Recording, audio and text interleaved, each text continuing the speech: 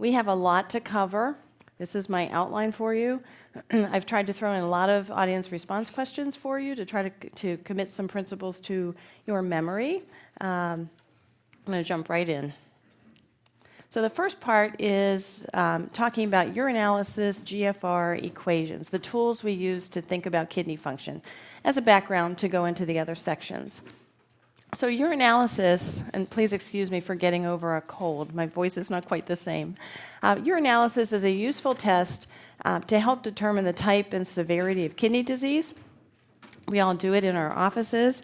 It's been called a liquid kidney biopsy, and best performed on a clean catch, fresh urine sample, if possible.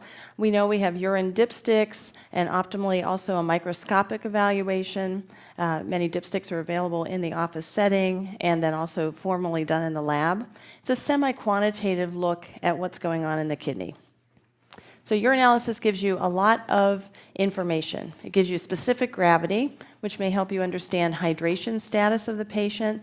It also gives you an idea about the tubules' ability to concentrate the urine. Urine pH gives you an idea of whether the kidney can acidify the urine properly, and this comes into play when we talk about the dreaded renal tubular acidosis later in this talk. Leukocyte esterase and nitrites might give you an insight into whether a patient has an infection. The dipstick will look at heme. So we always say the dipstick looks at blood, but it's truly looking and testing for heme, which is present in blood. So if your urine dipstick is positive for heme and you see red blood cells, then you have blood in the urine. But remember, there are situations where the dipstick may be positive for heme, but there are no red blood cells, and that may be a rarer situation where you have hemoglobinuria or myoglobinuria. Urine dipsticks will test for protein, and specifically it's testing for albumin, which may leak out of the glomerular capillary wall in cases of illness within the kidney. And we'll talk about those later in the talk. Remember that false positive urine dipsticks for protein can happen if your pH is very high, greater than 8, or if the urine's very concentrated. There's also types of protein that can spill into the urine that don't show up on a dipstick, and that would be tubular proteinuria. And then finally, you can see glucose on a urine dipstick, which may mean that the patient has diabetes, there's hyperglycemia, or it may be that there's a problem with the kidney's ability to handle and reabsorb glucose. And that's a tubular dysfunction. So lots of different information, even just from a urinalysis. I won't go through this whole slide, but this tells you that urine color can be important. Probably the most important one to point out to you here is red or pink urine. I think this is the most common situation. This again could be red blood cells, hematuria, hemoglobin, myoglobin, urates, pink diaper syndrome in little infants because of uric acid crystals can make the urine look pink. And then lots of foods like beets, blackberries, if you really take in a lot of them, can turn your urine a different color. Okay, but you can have this for your reference. Also, this for your reference, urine microscopy can give you lots of information. All these elements can be seen in a urinalysis. Squamous cells, just from external contamination of the urine, red blood cells and red cell casts, white blood cells, white cell casts, and all these others. And the last two rows here show you different types of crystals that may come out in acid or alkaline urine. The most common one that I think we see is calcium oxalate crystals, which doesn't necessarily mean your patient has kidney stones. It may be just a normal thing that you might see in an acid urine sample. Okay, so glomerular filtration rate, made simple. How do we know how the kidney is working? A urinalysis may tell us a little bit about what's going on, but how are the kidneys working is best known by looking at glomerular filtration rate. We don't want to do fancy studies on everyone to figure this out, so our best estimate is the serum creatinine. Creatinine varies by age because it's dependent on the amount of muscle mass that a patient has. Little infants with minimal muscle mass will have very low creatinines, 0.2, 0.3. That would be normal for them. Teenagers, particularly teenage boys, will have higher creatinines just because they have developed more muscle mass. So remember, there's a variation with age. So we use this as our marker of kidney function. So obviously, if the kidneys are not functioning well, either in the acute setting or the chronic setting, your creatinine will be elevated to some degree. But there are other situations that increase creatinine to be aware of. If a teen athlete is really, really muscular, the creatinine may be higher than you'd expect.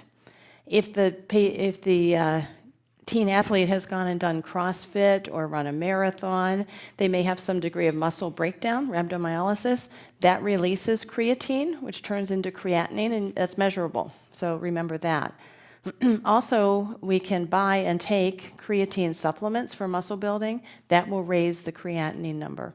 So always think of those things if you see an elevated creatinine and it doesn't seem that that patient has a kidney disorder. Now, we probably all learned in medical school these different formulas that we use to measure kidney function, like Cockcroft-Gault formula.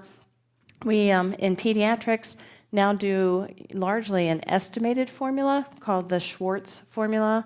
I'm not sure you need to memorize this, but just so you know, when we are looking at kidney function in children and making an estimate of how good the kidneys are working, we use a constant multiplied by the height in centimeters divided by the serum creatinine, and that gives us an estimate of mils per minute GFR. So there are other laboratory tests available to help us look at kidney function. I could have made many slides, but here are a few. BUN, we all know that that increases in a pre-renal condition, right? Because the kidneys are reabsorbing urea very avidly. Creatinine cannot be reabsorbed in the same situation. So high BUN to creatinine ratio, we think of a pre-renal condition. Remember that high BUN can also occur because of excessive protein intake or protein breakdown, like you might have in a GI bleed, hemolysis, a patient taking steroids, or having any other sort of catabolic condition. Okay, so those can alter BUN. Creatinine doesn't get altered by that many things that commonly happen, so that's our measure of kidney function. Fractional excretion of sodium is one formula that's commonly used to differentiate pre-renal from renal acute kidney injury. We'll talk about that in a bit. And then there are many other calculations. One to point out is cystatin C, which maybe one day will replace creatinine. It's available in some laboratories. Now, other ways to look at the kidneys would be by radiology testing, imaging. Our most common test that we use is a kidney ultrasound, sometimes with Doppler study to look at blood flow. It's easy, it's safe, no radiation, readily available. It will let us know if there's hydronephrosis, whether there are cysts, whether there are two kidneys, whether they're in the correct position. Very nice basic testing. CT and MRI take it the next step. A CT without contrast is our best test for looking at kidney stones. MRI might be a great test to look at masses. We can use both of those tests to look for renovascular hypertension in CT angiogram or MR angiogram. There are a couple of different types of nuclear scans that can be performed to look for kidney scarring, function, or whether there is true obstruction in a patient with hydronephrosis. So we have those scans, like a MAG-3 scan you may have heard of. Reflux can be determined by VCUG, and as well as bladder and urethral anatomy, like posterior urethral valves. We'll mention that later. Renal arteriogram can look for renovascular disease, and renal biopsy can be performed in cases of suspected renal disease. So here's your first audience response question. Everybody has to wake up now. A 16-year-old boy, football player, has preoperative lab work for his upcoming surgery. His creatinine on the lab work is 1.6. All of the following could contribute to the elevation in his creatinine, except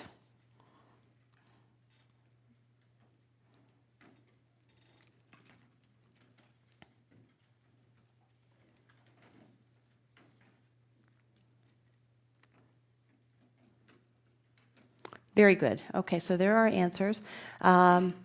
So the correct answer is gastrointestinal bleeding. Remember, that's a source of protein, and that's a reason that BUN might be elevated, but it would not contribute to an elevation in creatinine. Some folks answered chronic kidney disease. I suppose that would be possible. He could have chronic kidney disease. he's a healthy kiddo who has no other signs of it, so I think that's less likely. So gastrointestinal bleeding for sure would not contribute. Very good. So next step, now that we have the background done, is fluids and electrolytes. This is not audience response. It's just to think about a healthy 15-month-old, well-hydrated girl who weighs 16 kilograms will be placed NPO for an elective surgical procedure, and she requires IV fluids before the procedure. What should her IV fluids be? Right? So this is getting us into what do we prescribe, what is maintenance fluids, why do we do it that way?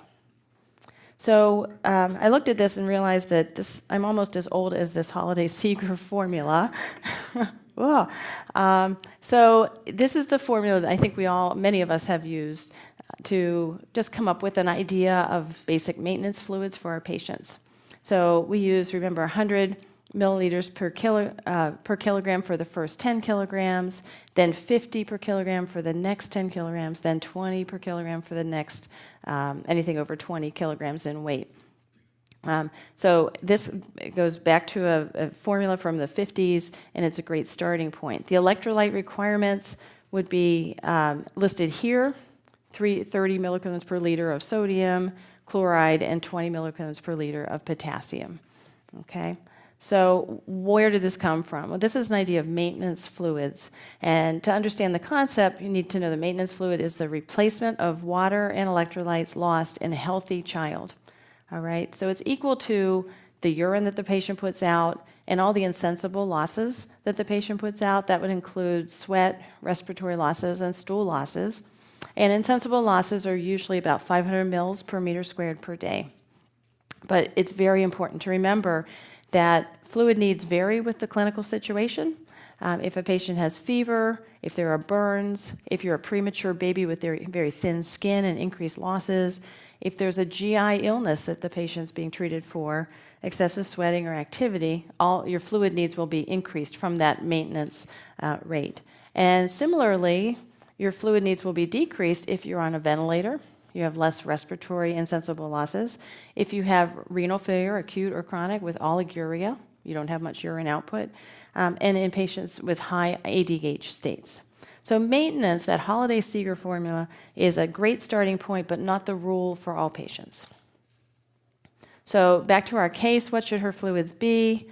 We could do that formula and come up with about 54 mils per hour of D5, almost quarter normal saline with 20 of K.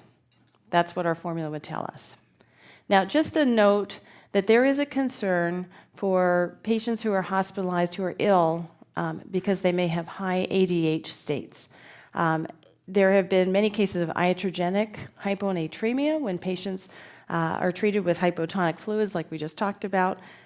Causes of high ADH are not always SIADH particularly, but anyone with a postoperative state in a lot of pain or stress, hypovolemic patients, and patients treated with many medications, including narcotics. So our just hospitalized population of children are often in a high ADH state.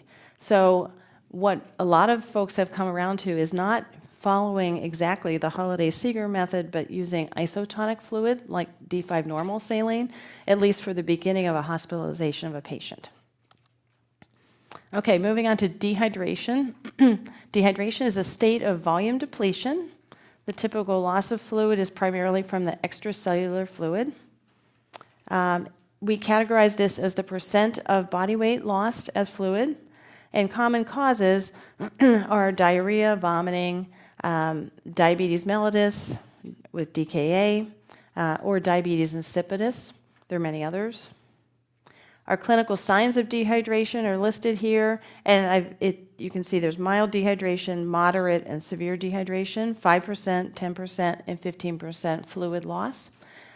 These are some of the clinical signs. I know you all know this, so I won't spend time on it. As you become more dehydrated, you see more of those signs, all of those signs. And with severe dehydration, abnormal perfusion and abnormal sensorium. So our most common type of dehydration in a child, fortunately, because it's easier to treat, is isonatremic.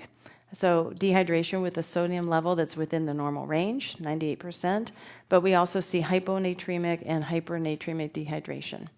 All right. A couple of notes on skin findings. Tenting of the skin can be seen in more severe forms of dehydration due to loss of extracellular interstitial fluid. And doughy skin is indicative of hypernatremic dehydration because the intracellular fluid water is lost at a greater degree. You've preserved the extracellular fluid, so the skin becomes doughy. So treatment of dehydration, we all know a normal saline bolus, either 10 or 20 per kilo, given pretty quickly.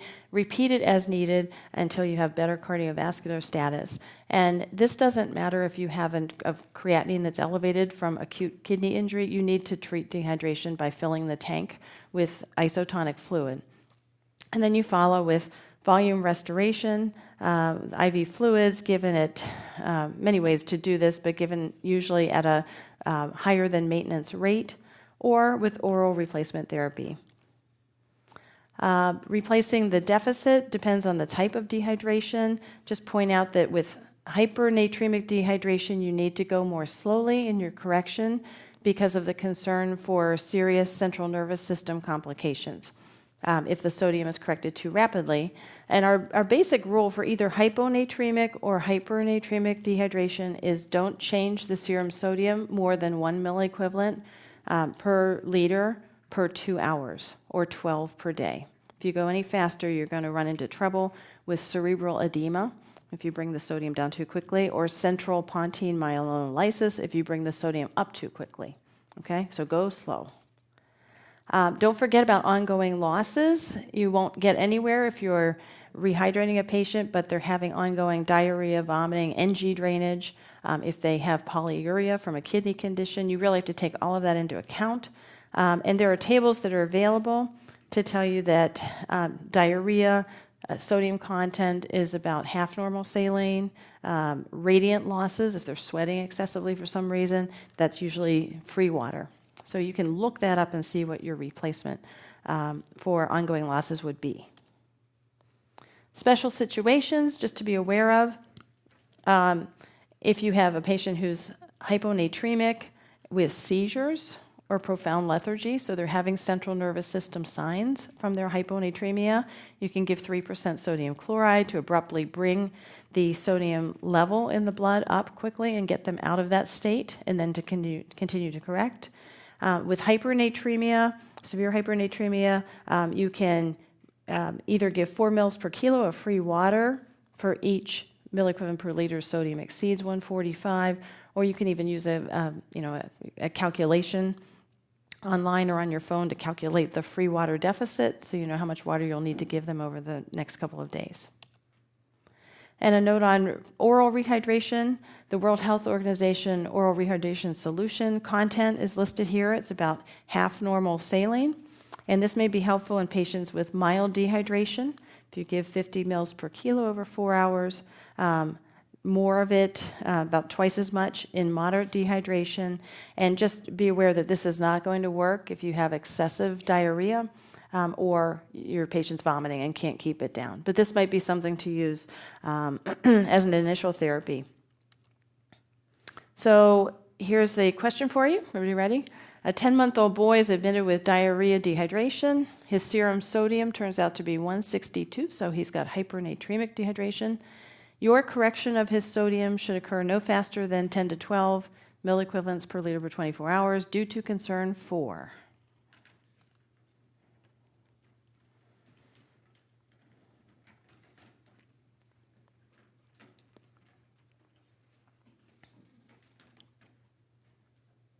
Oh my gosh, congratulations. Excellent.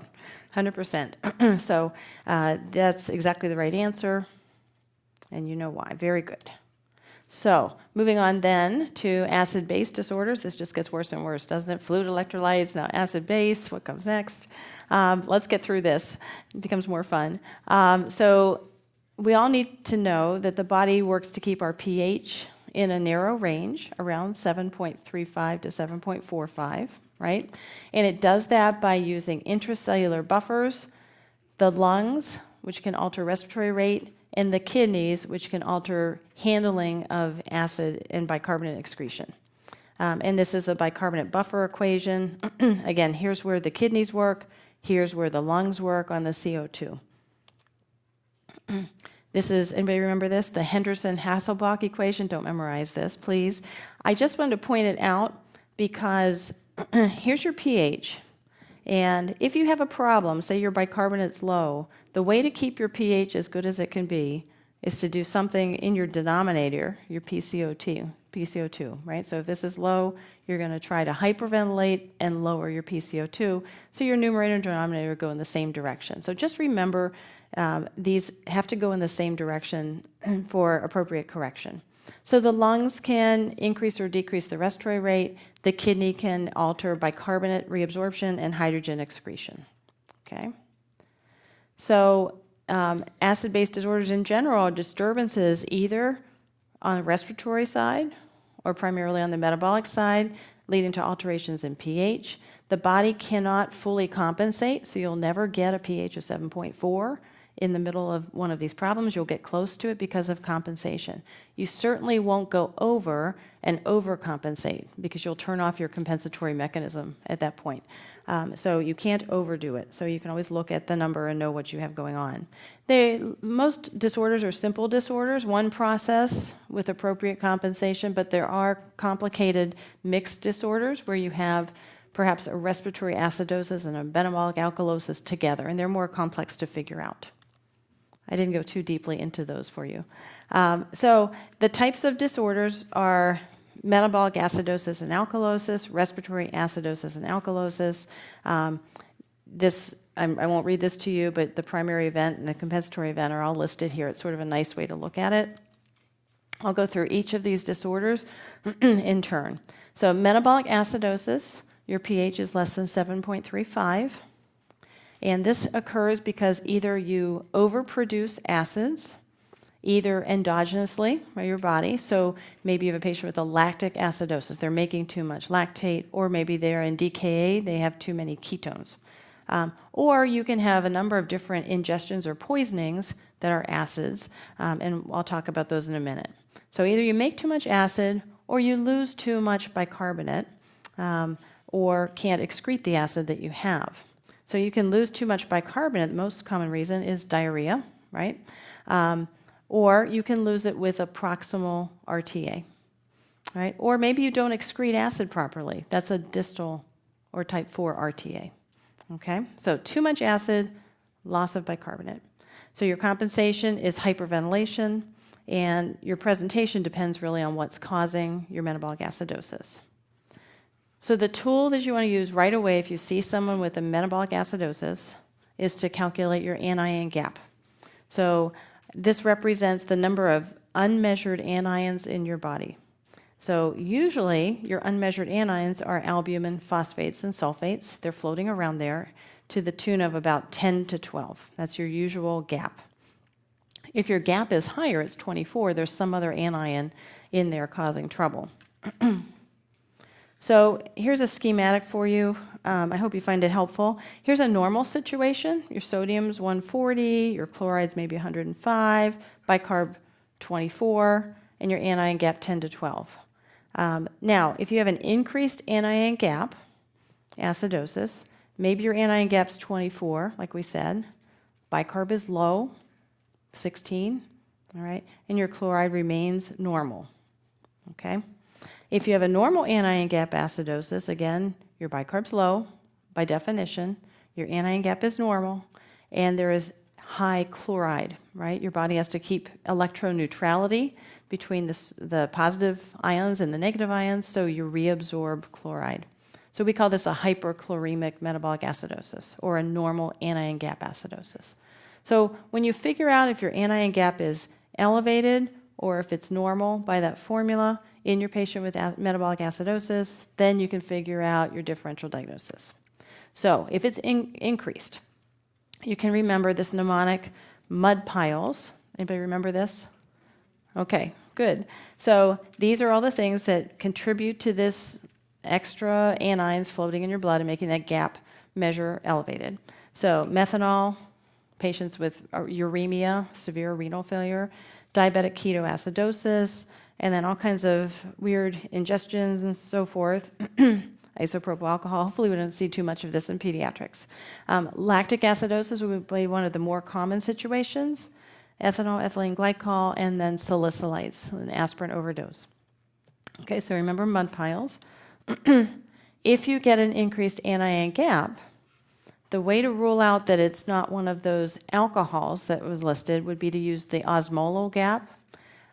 This is the difference between your measured osms. You send your blood to the lab and it says the osms are 300, and then your calculated osms that you use the osmolarity calculation. And normally it's a low number. If it's elevated, it suggests you've got some sort of alcohol poisoning. So that's the next step you might take. That's a rare situation, usually in the intensive care unit. Now, on the flip side, if you have a normal anion gap acidosis, the mnemonic for this one is hard up. I'm not sure where that came from, but that's what it is.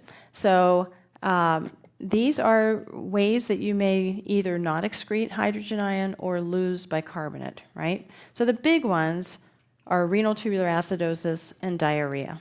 Some of these others are ways to lose bicarbonate, pancreatic fistula. How many of these do we see? This is a medication, acetazolamide, topiramate as well. It's a very similar medicine, can do the same thing. And we're seeing more kids on that these days. So here we go, renal tubular acidosis.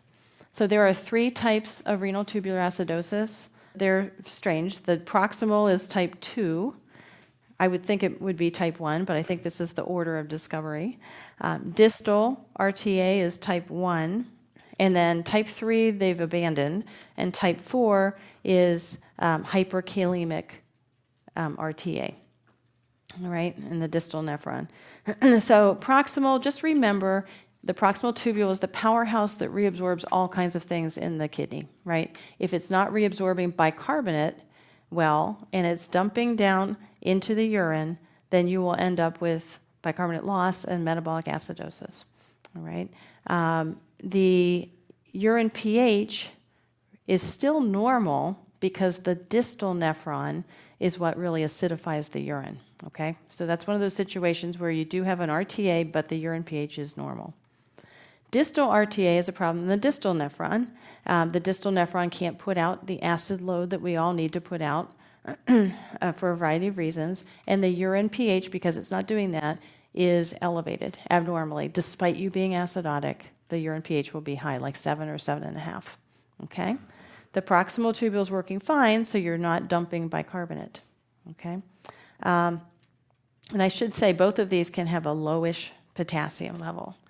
Distal RTA is associated with kidney stones and nephrocalcinosis, okay? That's something to be aware of. Hyperkalemic RTA type 4 is a problem with aldosterone. Think of it that way. It's a problem with either aldosterone's not present or aldosterone is not able to work.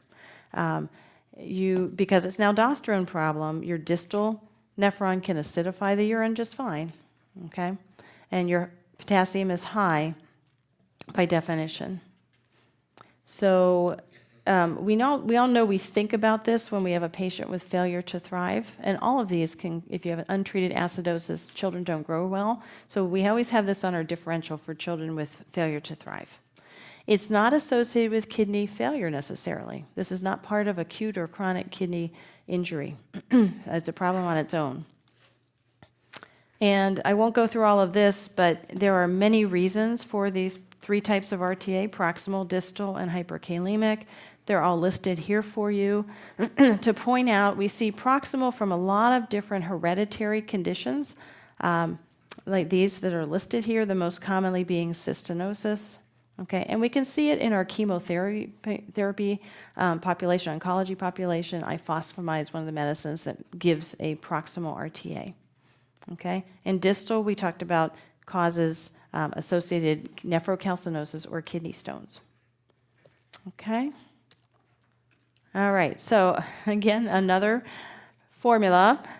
If you have a normal anion gap acidosis and you think this might be an RTA, there's yet another type of calculation a nephrologist can do called a urinary anion gap It's here, the sodium plus potassium minus chloride. I don't think this is important for you to know.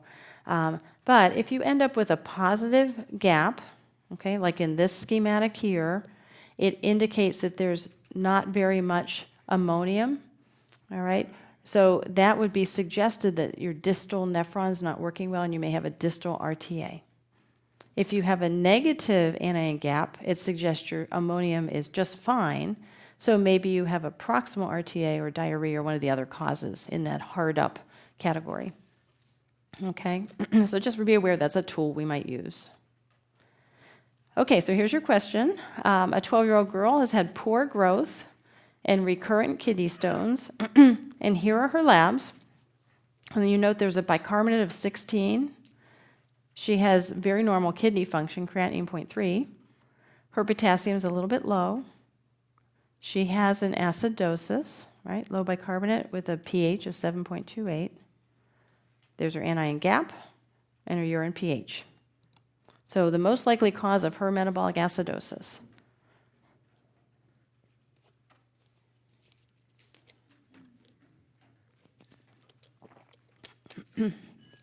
Very good. So her most likely cause is distal RTA, a failure of the distal nephron to put out hydrogen ion. It could have caused her poor growth, and again, it's associated with recurrent kidney stones and low potassium level. Very good. Okay, so that was acidosis. Now we'll do alkalosis, metabolic alkalosis. So by definition, the pH is greater than 7.45. The primary event is loss of acid, right? So that could be upper GI problems, vomiting, gastric acid coming out, or use of diuretics can do this as well. Okay, we all have heard of contraction alkalosis from getting too much Lasix or other diuretic. Or rarely you have a situation where you've had excessive bicarbonate administration. Milk alkali syndrome is something we read about but never hear. People taking lots and lots of Tums, that could give you too much carbonate. So the compensation is hypoventilation, right? If your bicarbonate's high, then you want to bring that denominator, the PCO2, up. So you hypoventilate to do that, to normalize your pH.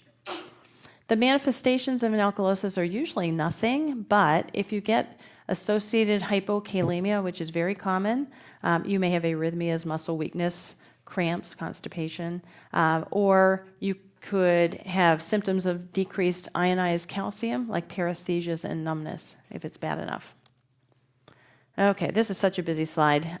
Just be aware that our tool to try to differentiate a metabolic alkalosis is the urine chloride.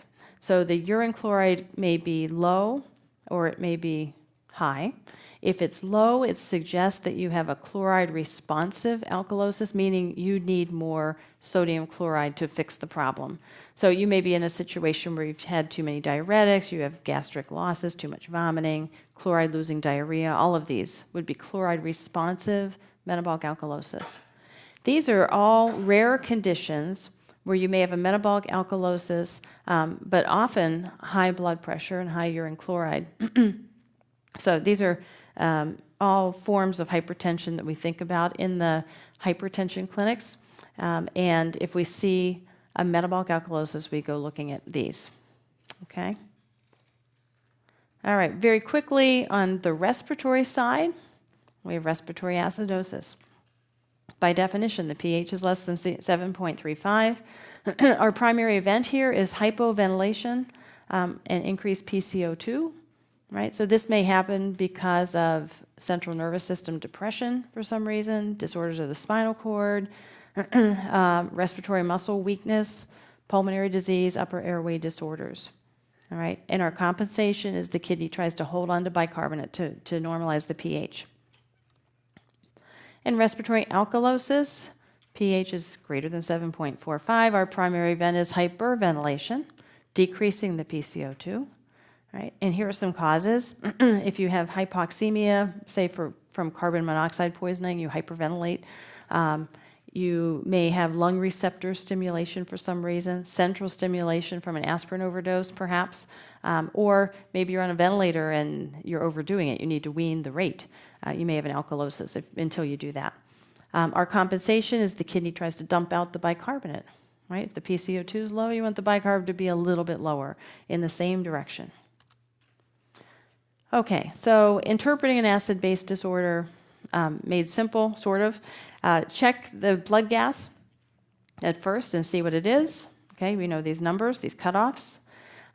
Determine the primary abnormality, respiratory or metabolic, and you can look at the pH and the PCO2 and get an idea from that. Is the compensation appropriate?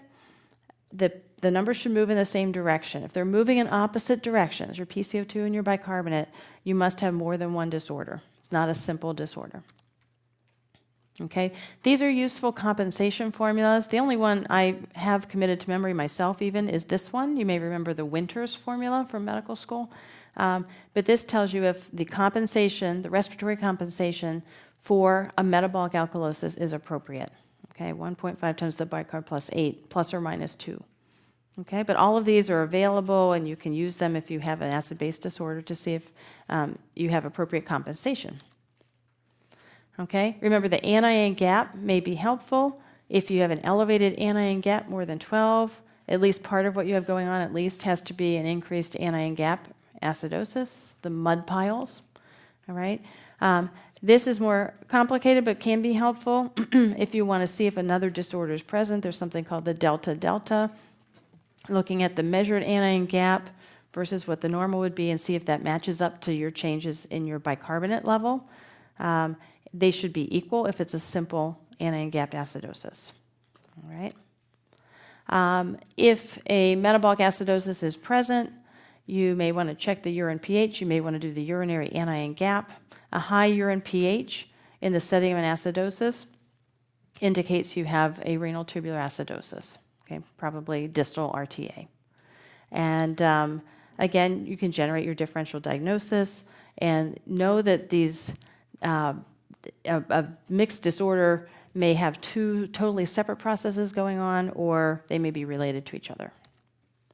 Okay, a couple questions here clustered together when you're thinking caps for this stuff. So a 16-year-old teen with unknown past medical history is found in the emergency department after her friends found her unresponsive at a party. She has, you can see, pH 7.3, PCO2 30, bicarbonate low at 17. These are her electrolytes, and I've calculated the anion gap for you. And you want to see what is her acid-base disturbance. I'll give you a second, then we'll click. This takes more than 10 seconds, I think. All right.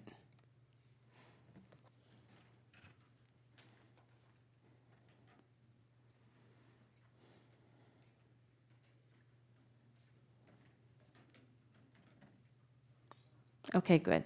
So most of you got the correct answer, which is she has a metabolic acidosis. Again, your pH of 7.3, bicarb of 17, help you with that. And the PCO2 came down to 30, so it's reduced. She's hyperventilating appropriately. That's your compensatory respiratory alkalosis. This is back to just showing you again the compensation formula. I used the Winters formula and did 1.5 times her bicarbonate of 17 plus 8 plus or minus 2 gives you 33, which is approximately what her PCO2 was. So she had appropriate compensation. Very good. Okay, how about this one? This is a 3-year-old girl with vomiting admitted to the hospital for rehydration. And she's noted to have an elevated bicarbonate level of 33. Here's her pH of 7.47, her PCO2 of 45. You can see her electrolytes over here. And you want to know what's her acid-base disturbance.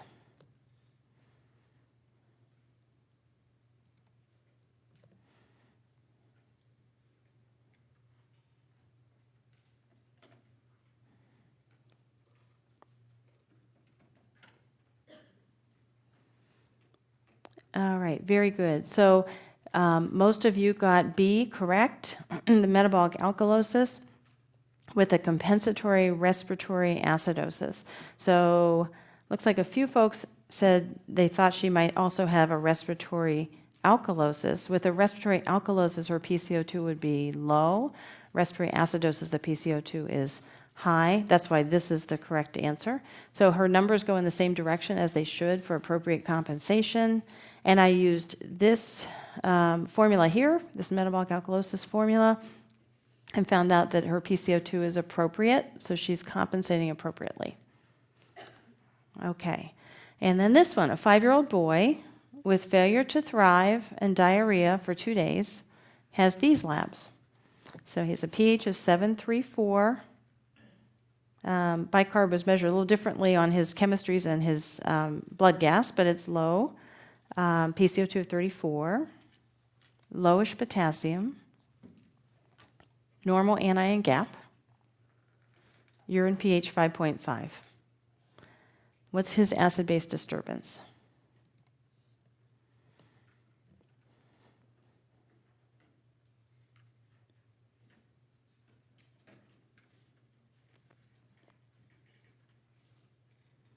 Okay, so we have a mix between metabolic acidosis due to distal RTA, which was answer A, and metabolic acidosis from diarrhea, which is answer C. So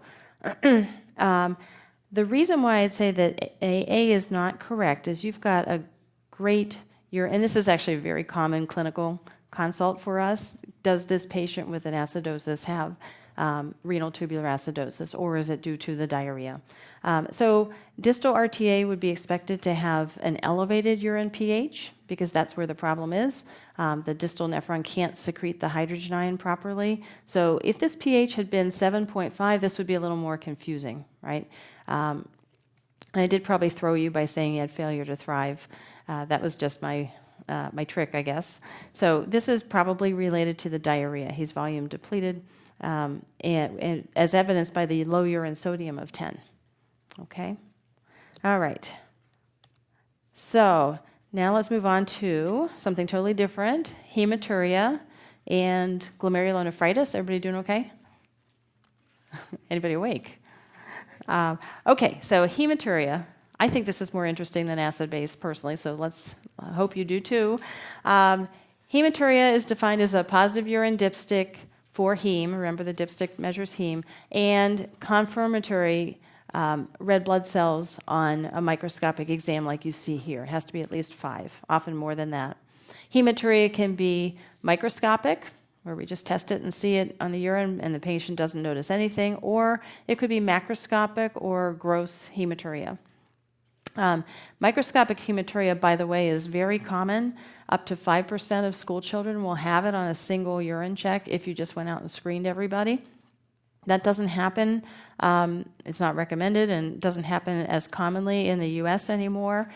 Places like Japan, a lot of countries in the East will still check urines as a screen, but we've gotten away from that because most microscopic hematuria turns out to be transient. You check it again, it's gone. Okay? It's related to exercise, menses, irritation, whatever, and it's gone. So we found, American Academy of Pediatrics found that we were checking things and going down wild goose chases, looking at mostly transient hematuria and also non-pathologic proteinuria. Okay, so our incidence, if you test a few times, is less than 1%. Okay, so urine dipstick, if it's positive for blood, which is heme, remember, and we don't see red blood cells, then you have to think about myoglobin or hemoglobin and go down this pathway of looking into those disorders. If the urine dipstick does show blood and the microscopic confirms red blood cells, then you have hematuria, which can either be non-glomerular or glomerular, okay? Non-glomerular, you don't have CAS, the blood pressure is normal, there's no protein, the kidney function seems fine. We'll talk about these things first. If you have other concerning factors like red cell CAS, high blood pressure, increased creatinine, protein in the urine, then you've got more of a glomerular condition, okay? So let's start with non-glomerular hematuria, past the glomerulus, distal to it. The urine's more likely to be pink or red, right? It's lower urinary tract. You may even see clots. There may be lower urinary tract symptoms like dysuria, urgency, frequency, and absent those concerning factors. If you looked at the red blood cells very carefully under A special microscope, they would look normal, right? Because they're just coming from the bladder or the ureter. They haven't gone through the glomerular capillary wall. So normal morphology. And some of the causes would include kidney stones, polycystic kidney disease, trauma, infection, right? This could be a UTI. That's all non-glomerular hematuria. And contrast that with glomerular hematuria. This is urine from somebody with acute glomerulonephritis. It looks more brown. The bloods come through the glomerulus. It's had time to get processed, and it gives more of a brownish or cola-colored urine, tea-colored urine, root beer-colored, anything you want to drink. So you may have those concerning features: proteinuria, hypertension, renal dysfunction. It's usually painless. Someone who says it hurts when I go to the bathroom, I'm going frequently, probably does not have a glomerular condition. It shouldn't cause those symptoms. Okay? If you look under a special microscope, the red cells will look dysmorphic. They've squeezed through the glomerular capillary wall, and you may see red blood cell casts. Okay? That is a concern. These causes would include all types of glomerulonephritis. I'll talk about those next. Hereditary nephritis, like Alport syndrome, even thrombotic microangiopathies, like hemolytic uremic syndrome. Okay? So this is where the real concern lies. So glomerulonephritis.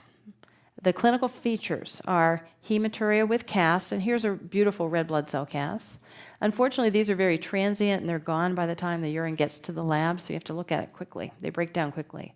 So hematuria, hypertension, renal dysfunction, and some degree of proteinuria. There's a broad differential diagnosis. Your history and physical may help you figure it out, but take home from this, the key lab test is the serum complement level, okay, C3. So if you want to come up with a differential diagnosis for glomerulonephritis, you can put them into two categories: decreased C3 and normal C3.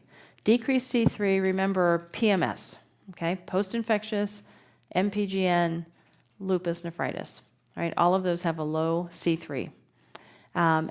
All the others fall into the other category: IgA nephropathy, HSP nephritis, various forms of vasculitis, anti-GBM or Goodpasture syndrome. Okay, so let's go in this category first. There we go. Okay, so post-infectious glomerulonephritis. So you see I'm not calling this post-strep GN. It often is. We've always called it that, but we're broadening this because it can be caused by other viruses and infections. It's not always strep. It's the most common acute form of glomerulonephritis in children.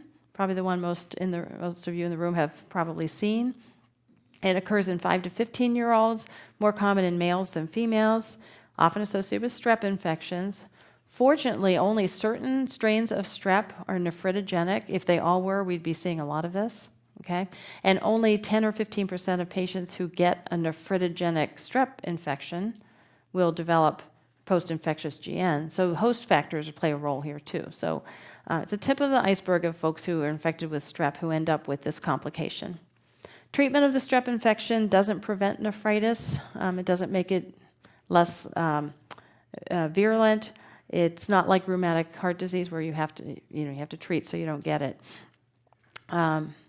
Clinical manifestations. There's usually a fairly abrupt onset of symptoms following the acute infection by either 1 to 2 weeks if you had a strep pharyngitis, or longer if you had impetigo as your inciting factor. So your symptoms are macroscopic hematuria, some edema, high blood pressure, and sometimes malaise. The laboratory findings are hematuria with red cell casts, proteinuria, and pyuria. This is one of the situations where you may have leukocyte esterase positive on your urine dipstick, 50 white blood cells, but there's no infection, all right?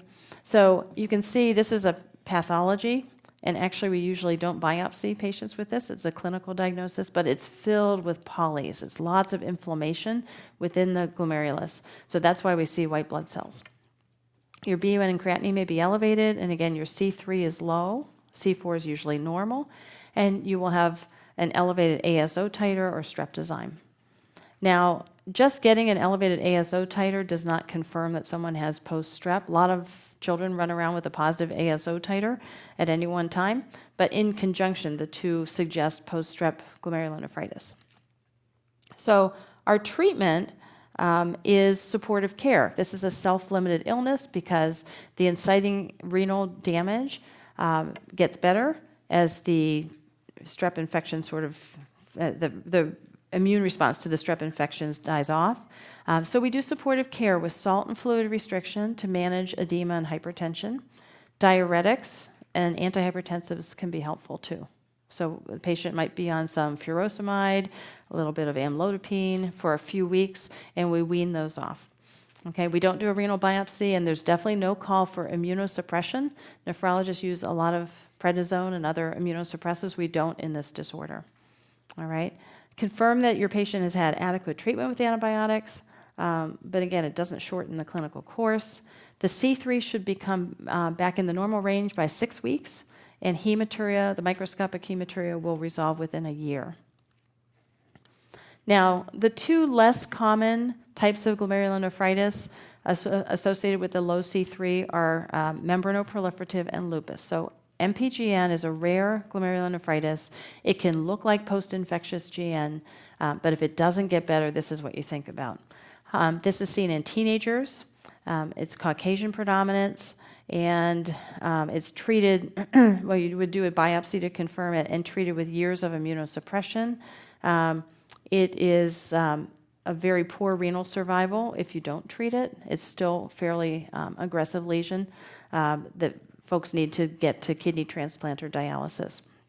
There's a new agent that's available, eculizumab, which is anti-complement, which may prove helpful in this disorder.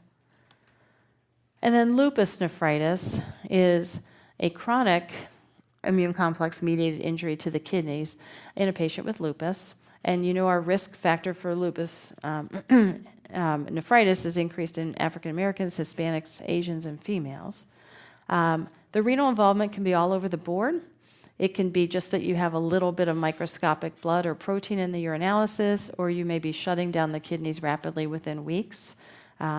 There is a very strict biopsy algorithm with 6 different classes for renal involvement. You have a low C3 and you would also have a low C4. Your whole complement system is really revved up in lupus. And the most specific antibody that we can look at for lupus nephritis is anti-double-stranded DNA, okay, one of our types of ANA. Treatment is with steroids, cyclophosphamide, mycophenolate, rituximab, lots of intense immunosuppression. Unlike post-infectious glomerulonephritis, you don't finish up the immune response to an infection. This just goes on and on without treatment. Okay, so let's flip over to this side. All right, the normal complementemic glomerulonephritis, the first one being IgA nephropathy. Okay, this is the most common primary glomerular disease in the world. It's really common in Japan for some reason. And it's related to poorly understood abnormal glycosylation of the IgA molecule. We all have antibodies. IgA is one of them. If it's not glycosylated properly, it tends to get stuck in the mesangium, the supportive structure of the glomerulus. So this is a glomerulus, and they've stained for immunofluorescence for IgA, and all this yellowish green stuff is IgA that shouldn't be there. Normal would be black. Okay? So it's usually found on its own, idiopathic, but you can see it now with celiac disease and inflammatory bowel disease. There may be some connection. Most common in older kids or young adults, and more common in males than females. The typical clinical manifestation is recurrent cola-colored urine with illness. So unlike post-infectious glomerulonephritis, where you need that latent period of 7 to 10 days before you end up with gross hematuria, this happens on the day or the day after your illness. And if that clears up on its own, when your cold goes away, maybe my cold is going to give you this, but then if you check a week or 2 weeks or 3 weeks later, you will still have persistent microscopic hematuria. It's always there. So it flares with your illnesses. All right, and that's usually how you find it at first. Occasionally, this can be more significant presentation with more aggressive disease. If it's not aggressive, we would treat with ACE inhibitors, like lisinopril.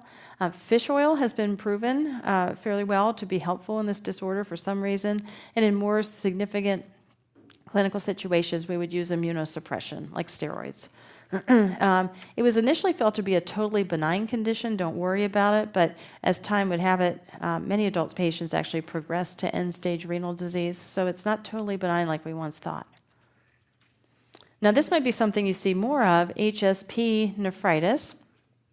We know what HSP is, systemic vasculitis with multi-organ involvement, including a purpuric rash. Here's a pretty typical rash. A rash can look like all different things. Arthralgias, abdominal pain, and then in a substantial minority of patients, there is renal involvement. Most of the renal involvement will occur within 3 months of the disease onset, 80% in the first month, 95% by the first 3 months of having an HSP diagnosis. So that's why we recommend following the urine pretty closely to look for renal disease for 3 months after diagnosis. So again, there's a spectrum of involvement going from asymptomatic microscopic hematuria, right? We dip the urine because we're supposed to in a patient with HSP, and oh, look, there's 2+ blood. How about that? That's usually something that will get better on its own and is very mild in the most common situation. But sometimes you may see hematuria with proteinuria. That's a little more concerning, and it may also be very aggressive and take your kidneys quickly. Fortunately, that's pretty rare. So the recommendation is to observe patients with HSP for kidney involvement with urinalyses every 1 to 2 weeks. I think we probably get a little lazy when the 3-month mark is coming around, do it a little less frequently, but we're watching for hematuria, proteinuria. All right, and sometimes we have to do a biopsy and immunosuppress. Again, all of these have a bad form. So here's your question. A 12-year-old boy notes painless, cola-colored urine the day after he gets a cold. And he says, I remember doing this a couple times before, although he never told his mother. That's very common. So the most likely diagnosis is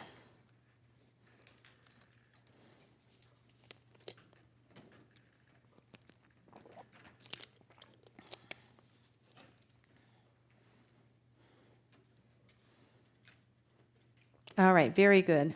So almost everybody got IgA nephropathy there, which is great. This a couple people said post-infectious glomerulonephritis.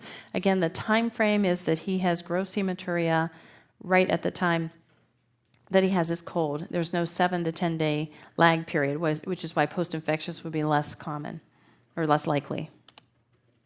Okay, so we did hematuria and glomerulonephritis. Let's do proteinuria and nephrotic syndrome. So proteinuria is defined as a urine dipstick that's positive for protein. Remember, the dipstick measures albumin specifically. And we worry about 1+, greater than 1+, or greater than 30 milligrams per deciliter, unless your urine's very concentrated. If you had a urine with specific gravity of 1035 and you had 1+ or 30 per deciliter, I would actually not be concerned. That would be allowable. But if your urine's 1015 or less specific gravity, then you have a problem. You have an issue to look into. Screening urines are not recommended, again, because there are so many situations where non-pathologic proteinuria is found. We don't do 24-hour urine collections very commonly anymore. For proteinuria, we do spot urine protein to creatinine ratios, and normal is less than 0.2. Nephrotic range proteinuria would be greater than 2, and you can see numbers of 11 and 20 and 25 sometimes. Okay, so normal less than 0.2. Usually proteinuria is an asymptomatic condition. You don't feel proteinuria, you don't see proteinuria, unless it's very heavy proteinuria to the tune of nephrotic syndrome, where you would get edema. Okay, so I like to divide proteinuria into 3 different patterns.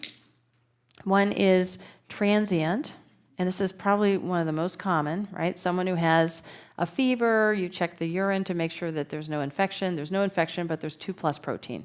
That's probably related to cytokine release, and will get better simply when the febrile illness is over with. Even significant exercise, stress, seizures, there's a big long list of things that will give you transient protein in the urine. All right? Orthostatic or postural proteinuria is very common in teens. It's a benign condition that we don't understand well, but you have measurable but not super high protein in the urine when the patient is upright and active and standing. But if you collect a urine on a first morning sample after they've created the urine while lying flat in bed, it will be totally negative for protein. So it has something to do with hemodynamics and positioning. It's benign and doesn't cause any trouble. You just have to know how to recognize it. So that's the first thought that comes to mind when I see a teenager with proteinuria with no symptoms and related to it. And then, where the money is, what keeps me going is persistent proteinuria. This would be proteinuria 24/7, all times of the day, whether you're upright or lying down. It's a marker of some sort of kidney disease, and there are lots of disorders, but a couple are listed here: FSGS, membranous glomerulonephritis. Okay? And a subset of this persistent proteinuria is nephrotic syndrome. Okay, so here, before we do nephrotic syndrome, here's a question. You see a healthy 16-year-old boy for a sports physical. His history and physical are normal. No family history of kidney disease. A urinalysis obtained at lunchtime during his visit shows 2+ protein. What's your next most reasonable step?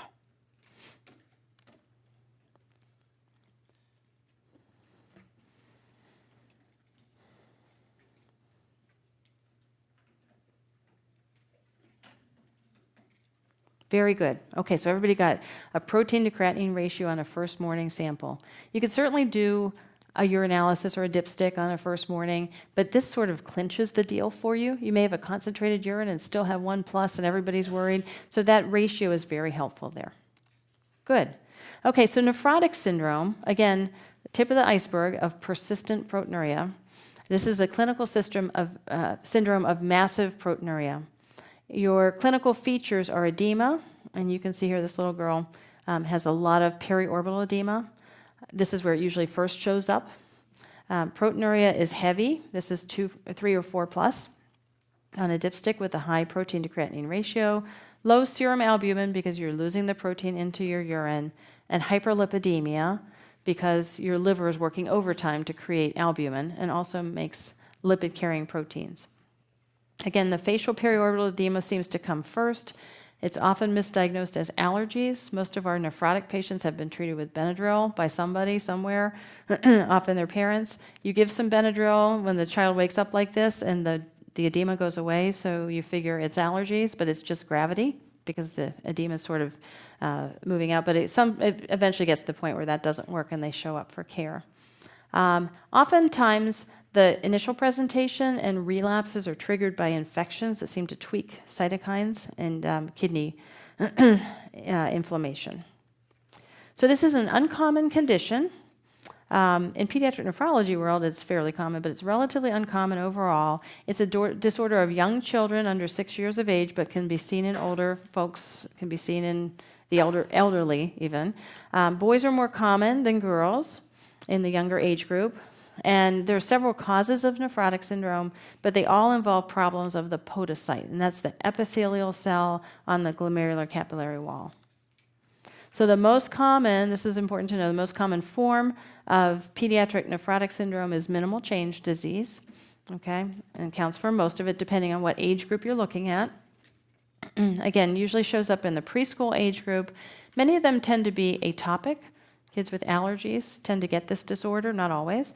It's usually idiopathic, but there are some secondary causes, particularly in older teens. If they take a lot of NSAIDs or they've got Hodgkin's disease, you can end up with minimal change disease.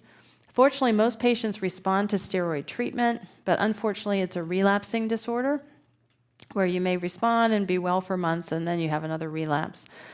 We don't do biopsies routinely anymore. It's a clinical diagnosis unless someone becomes resistant to steroids, and it has a good prognosis. And just to show you a pretty picture of normal epithelial cell foot processes, and if you remember hearing about fusion of the foot processes, that's what you see on a biopsy. Okay, so a less positive form of pediatric nephrotic syndrome is focal segmental glomerulosclerosis. This is what Gary Coleman had, and leads to end-stage kidney disease in many patients. So it's more common in older children or teens, males and African Americans and Hispanics. Usually idiopathic, but you can see it with certain conditions like HIV. Now morbid obesity can do this, reflux. It may have, these are the folks that you worry about this disorder if you have these other features. So you have an elevated creatinine, hypertension, hematuria, older age child. You don't think minimal change, you start worrying about this condition. Steroids don't work well, or they may not work at all. You may end up with higher level immunosuppression trials and unfortunately progressive loss of kidney function. And you can see why. This is the biopsy, and this is a big scarred sclerotic area. That's where the name focal segmental glomerulosclerosis comes from. Okay, not a good disorder. Difficult to treat and doesn't have a good outcome. Membranous nephropathy, just to round it out, it's another cause of pediatric nephrotic syndrome. It's uncommon. It can be seen with this special antibody, and you can see in secondarily in several infections and lupus nephritis. So less common. I only have a handful of patients. So how do we treat nephrotic syndrome in general? We treat the symptoms of edema by restricting salt, restricting fluids a little bit, treating with diuretics. Sometimes patients will have to get albumin infusions to help the diuretics work well. There are some complications that can come up, either infection like a spontaneous bacterial peritonitis or some sort of thrombosis. We use high-dose prednisone empirically if we think it looks like minimal change. We'll do 6 weeks, followed by another 6 weeks. So it's a long steroid course with some side effects. And there are other types of immunosuppressive medications we can use if a patient has frequent relapses or become dependent on the steroids. If someone's resistant to steroids, like the FSGS patient, then we get into this sort of management. Okay, so 2-year-old boy gets progressive body and facial swelling following an upper respiratory tract infection. His creatinine's 0.3. Albumin is very low. 4+ protein, no blood. Most likely cause of his nephrotic syndrome is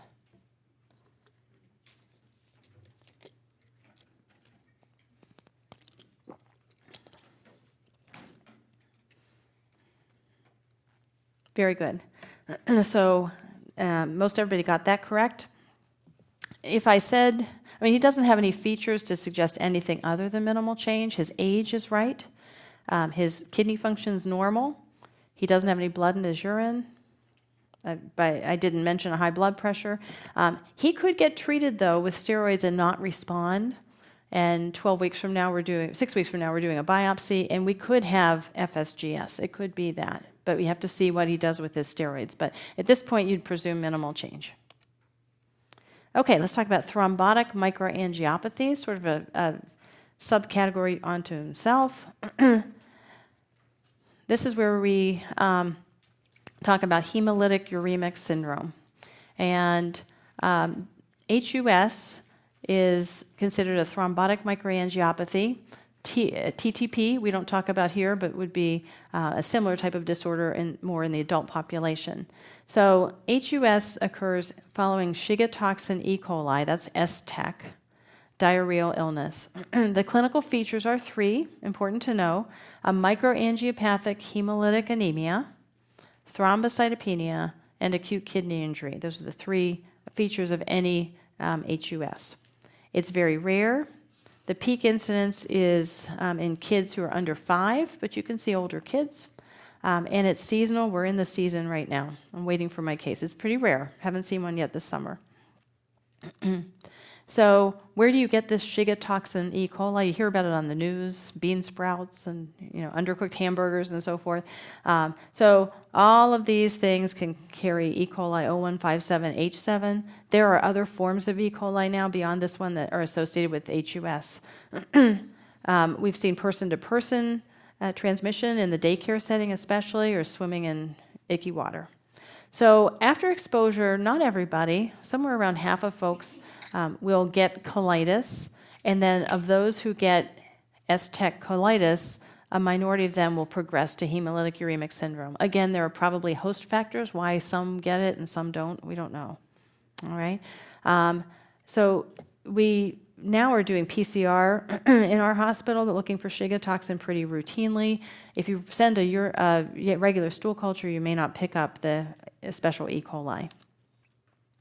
So what's the pathogenesis? In the gut, you have a gastroenteritis with this organism that produces toxin. The toxin gets into the bloodstream and it goes directly to the kidneys and attaches to the receptor on the renal endothelial cells and damages those cells on the interior of the blood vessels and causes this coagulopathy. So you get little tiny blood clots in the capillaries of the glomeruli. Platelets are consumed. That's why your platelet number goes down. Red cells are fragmented because they're trying to get through this mesh of clot. And kidneys can't work because the capillaries are filled with these little tiny clots. So that's how you get your 3 features of HUS. Okay? So there's a prodrome usually of bloody diarrhea.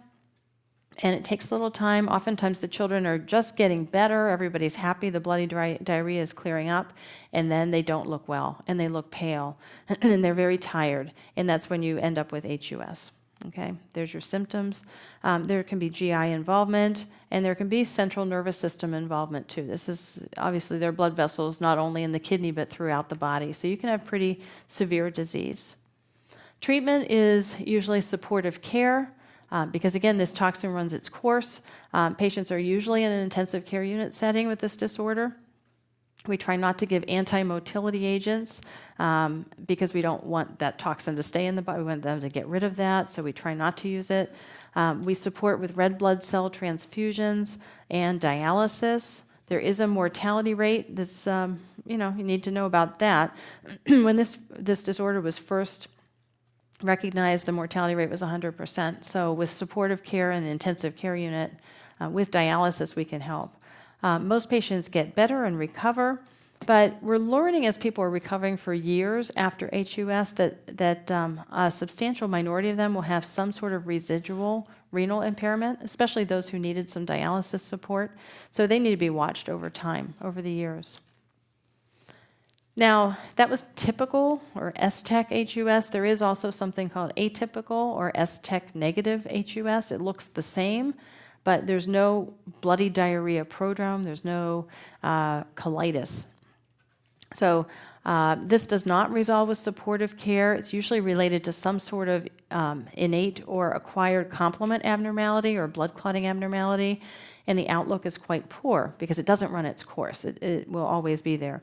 And this can progress to end-stage kidney disease. So the treatment and evaluation is a little bit more complicated. Just be aware it exists. Okay. So a question here, 4-year-old boy is admitted with HUS following an E. coli 0157H7 colitis after he went to a petting zoo. This is a common place. That's why there's Purell everywhere. Which of the following would not be expected?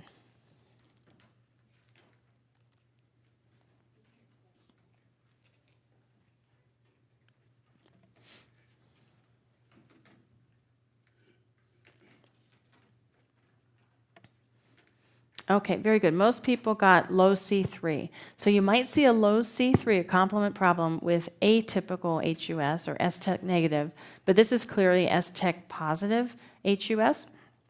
And you would expect an anemia, thrombocytopenia, renal failure, and positive Shiga toxin.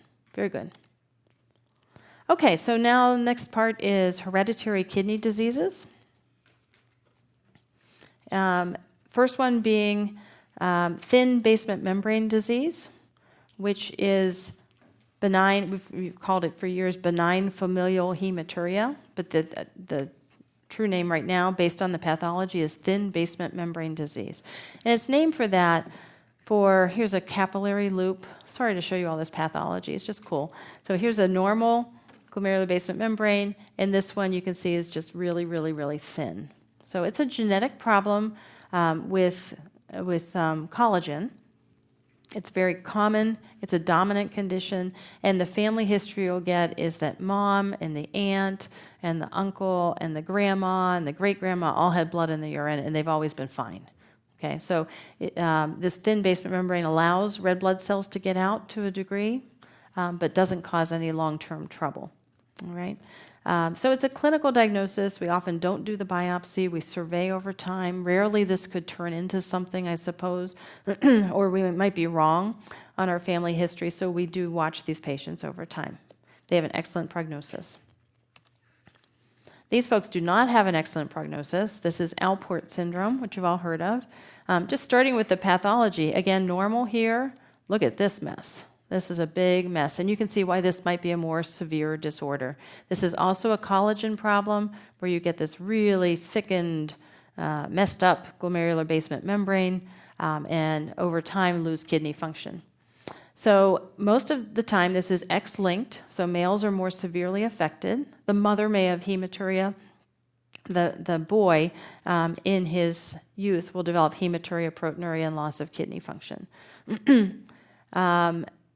There's association to be aware of, probably important. I think we all remember this for some reason. Sensory neural hearing loss is an associated feature because collagen is also in the inside of the ear. There's some eye abnormalities and some esophageal abnormalities to be aware of. Unfortunately, there's no treatment. You can imagine you can't go in here and try to fix this genetic abnormality of collagen. So we do supportive treatment now with ACE inhibitors and managing kidney failure as it occurs. So if you needed to have one reason for your hematuria, I would choose benign familial hematuria from thin basement membrane disease over this one. Okay, another genetic disorder is Dennis-Drash syndrome. There's a triad of features in DDS, steroid-resistant infantile nephrotic syndrome. So we talked about nephrotic syndrome. I didn't mention that if you get it as an infant, it's a really bad thing. It's not minimal change disease. It could be this, all right? They have ambiguous genitalia, and they're at risk for Wilms tumor. That's their triad. The WT1, Wilms tumor 1 gene mutation is often associated, and they lose kidney function by 3 years of age. This is a situation where we want to take the kidneys out because they're very likely to develop a Wilms tumor. Okay, so DDS, remember, infantile nephrotic syndrome that leads to end-stage kidney disease and risk for Wilms tumor. Fabry disease is an X-linked disorder, a deficiency of alpha-galactosidase A. You can have structural and functional abnormalities in the kidney, heart, nervous system. From a kidney standpoint, you have mild hematuria and proteinuria in the teen or young adult years, leading to end-stage kidney disease in the 40s. There is enzyme replacement therapy available for this disease. Nail patella syndrome, another genetic condition that's dominant. And I put these up here just to help you remember. There's a weird thumbnail, right? Dysplastic nail. And here's a hypoplastic patella. You can also have dysplasia of the elbows and iliac horns, a couple skeletal abnormalities. These are patients, if you see these, and they have hematuria, proteinuria, they may have nail patella syndrome. There's a gene mutation identified now. Don't memorize that. And it's has an unlikelihood, but it's possible to develop progressive chronic kidney disease and need for dialysis from this. Okay, so more common, probably more important to know about would be autosomal dominant and then autosomal recessive polycystic kidney disease. So this is the most common genetic kidney disorder, estimated at 1 in 1,000 folks. There's a mutation in either polycystin 1 or polycystin 2. One is more common and it's more aggressive disease. Cysts form anywhere along the whole nephron, from the proximal tubule through the loop of Henle to the distal tubule, if you remember all of that. So you can get cysts. And this is what it might look like on an ultrasound. All these black areas are cysts, areas of cyst formation. Here's a big one. Okay. And you can imagine that as these cysts form, you gradually lose kidney function because they take over the kidney. But it's a slow-moving disease that takes some time. In children, we usually are finding this disorder because a kiddo falls off his bike and gets an ultrasound or a CAT scan, and we see a couple of cysts. So children usually don't have symptoms. As you grow into adulthood, you may have hematuria, high blood pressure, urinary tract infections, kidney stones, polyuria, even flank pain. You can imagine when the cyst burden gets great. End-stage renal disease doesn't usually happen until you're up in your 50s and 60s. There's an association with Berry aneurysms later in life, as well as with hepatic cysts, particularly in women. Contrast that with autosomal recessive polycystic kidney disease. This is a much rarer disorder. We used to call this infantile PKD, but it's autosomal recessive. There's a mutation in something called fibrocystin that allows tiny cysts to form distal in the nephron, just in the collecting ducts. So you don't see these big cysts all over the place. You just see a kidney that looks sort of enlarged and bright. All right? So we often are finding this now on prenatal ultrasound. We can prepare for it and have the patient admitted to the intensive care unit where they may have severe hypertension that we have to manage. They lose kidney function over time. They require dialysis or transplant much sooner than autosomal dominant PKD. And they have an association not with cysts and barrianeurysms, but with hepatic fibrosis. All right, so now that we have dialysis and kidney transplant for the kidney part of this condition, now we're seeing patients live long enough to develop problems with the liver part of this condition. Okay? If this is early and very severe, you may see Potter's sequence with oligohydramnios. So next we have nephronophthisis. Don't try to spell this. It took me a while to figure out how to spell this. This is a rare autosomal recessive kidney disorder that's considered a ciliopathy, problem with the cilia. The gene, collection of genes are all nephrocystins. Causes sort of a quiet, progressive interstitial fibrosis and loss of kidney function. The most common form is this juvenile. And these patients present with polyuria, sort of interesting, someone who comes in when they're 11 or 12 years old. They've always had a need to drink water. They wake up at night to pee, or they've been bedwetters. They're a little bit anemic, and they haven't grown well. It's sort of a quiet, under-the-radar disorder. The kidneys may look slightly small, have a tiny amount of cysts in the corticomedullary junction, and they develop renal failure by a median age of 13 years. Okay? Retinitis pigmentosa can be associated in some of the patients with this condition. It's called Senior-Logan syndrome or Joubert syndrome with cerebellar abnormalities. Okay? Pretty rare. Medullary cystic kidney disease. This is a group of autosomal dominant kidney diseases characterized similarly with interstitial fibrosis, loss of that supportive structure of the kidney. There are a couple of genes associated with gradual loss of kidney function later in life. We don't see much of this in pediatrics. This is more of an adult disease, but it's considered sort of the counterpart to nephronophthisis. Tuberous sclerosis complex, another genetic condition. This is a dominant disorder. We seem to be seeing a lot of it lately. It's associated with hamartomas in the skin, brain, and heart. As far as the kidneys are concerned, we see angiomyolipomas. That's our biggest concern. And you can see a bunch of them here. These little lighter areas. Okay, this is probably the best one to see. These are blood vessels, muscle, and fatty tissue tumors. They're usually benign. And the biggest concern is bleeding. If they get big enough, they can start to bleed. So we can treat when they're growing with mTOR inhibitors, like sirolimus, or we can use surgery or angiography to try to go in and ablate these things so that they don't bleed and cause trouble. Also, just to know, there's a gene overlap with tuberous sclerosis and ADPKD, so some of them will have that autosomal dominant polycystic kidney disease phenotype in addition to this. So you can have some serious kidney issues with tuberous sclerosis. All right, so a healthy 16-year-old girl is found to have 2 cysts on each kidney on a CAT scan obtained to rule out an appendicitis. Her mother and uncle are known to have hypertension and numerous renal cysts. Most likely diagnosis.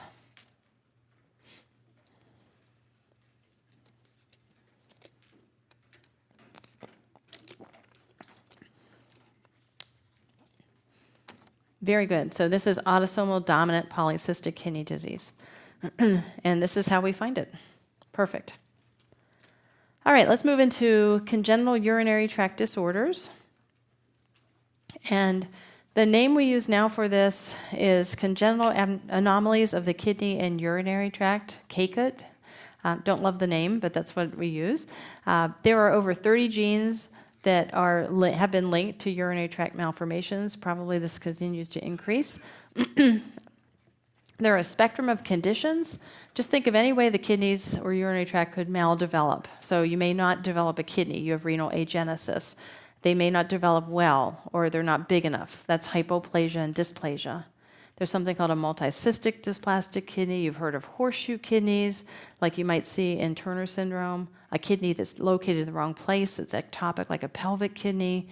Valves, Eagle-Barrett, obstructions, all of that falls into this category. Nowadays, we almost universally find this on prenatal ultrasound. We're doing some prenatal consults to talk about what the patient might have even before the baby's born. So we'll go through many of those. So renal agenesis, absent kidney due to failure of in utero development. So what happens in development is the ureter moves up into the metanephros and should connect with that tissue and cross-signal and create a kidney. If it doesn't happen on one side, you end up missing a kidney. So the most important thing is to make sure that the other kidney isn't in the wrong place. Is it ectopic? If it's in the pelvis, have the ultrasound folks look hard for it. If it's not there, you just have to be very careful taking care of the single kidney that's there. And your clinical outcome depends on that quality of the single kidney. So we watch over time to make sure it grows above and beyond. It should get bigger than the average size dual kidney because it's the only one. And we use hydration and other healthy lifestyle to try to keep it healthy. If this is bilateral, if you don't develop a kidney on both sides, that's a lethal condition. Now, renal hypoplasia or dysplasia, in this picture, you can see this kidney's small, it's not good, but it is there compared to the last one where it was absent. There were probably errors in development. This can be an isolated finding. It can be bilateral or unilateral, and it can be associated with other urinary tract abnormalities like high-grade reflux or obstruction. You can imagine if there's some problem with drainage and so forth that the kidney may not develop well. So renal function is quite variable with a hypoplastic or dysplastic kidney. It needs to be followed over time. And if it's bilateral, it will be associated with progressive chronic kidney disease. Okay, a multicystic dysplastic kidney is the worst form of dysplasia that you can have. Okay, and you can see, I put a picture because the picture is beautiful. Huh? It's just a bunch of grapes is what has been described as. It's all cysts. Here's a picture of it on ultrasound. There's really no healthy kidney tissue. It's just all made of cysts. If you did a scan, this kidney wouldn't do anything. It doesn't work. If it's bilateral, it's lethal. If it's unilateral, it's not a big problem. There is associated reflux in about 30%. So these folks are at risk for infection potentially, so we do counsel families about that. Gradual involution of this kidney is expected. These cysts sort of collapse on themselves, and with time, you don't see the kidney on ultrasound anymore. It may take 5, 10, 15 years of the child's life for that to happen. So we follow with periodic ultrasounds to be sure that it does shrink over time, and we make sure that the single working kidney is healthy. We do not take these out, although when I started practice, these were taken out routinely when babies were 6 months old because they looked bad and they were thought maybe they would turn into a cancer or cause some troubles. Now we watch them involute over time. Okay, medullary sponge kidney is a congenital structural abnormality of the kidney with a problem in the medullary, the deep collecting ducts. And you can see these bright areas on the ultrasound. That's due to medullary sponge kidney. It's usually asymptomatic, can be associated with microscopic hematuria, kidney stones, urinary tract infection, and concentrating problems. It's a good prognosis. So we might find this when someone presents with a kidney stone. Okay, so a 2-week-old infant is undergoing kidney imaging because he had an abnormal prenatal ultrasound. The left kidney is composed of multiple large cysts with no normal kidney tissue. The right kidney appears normal. What's the most likely renal condition?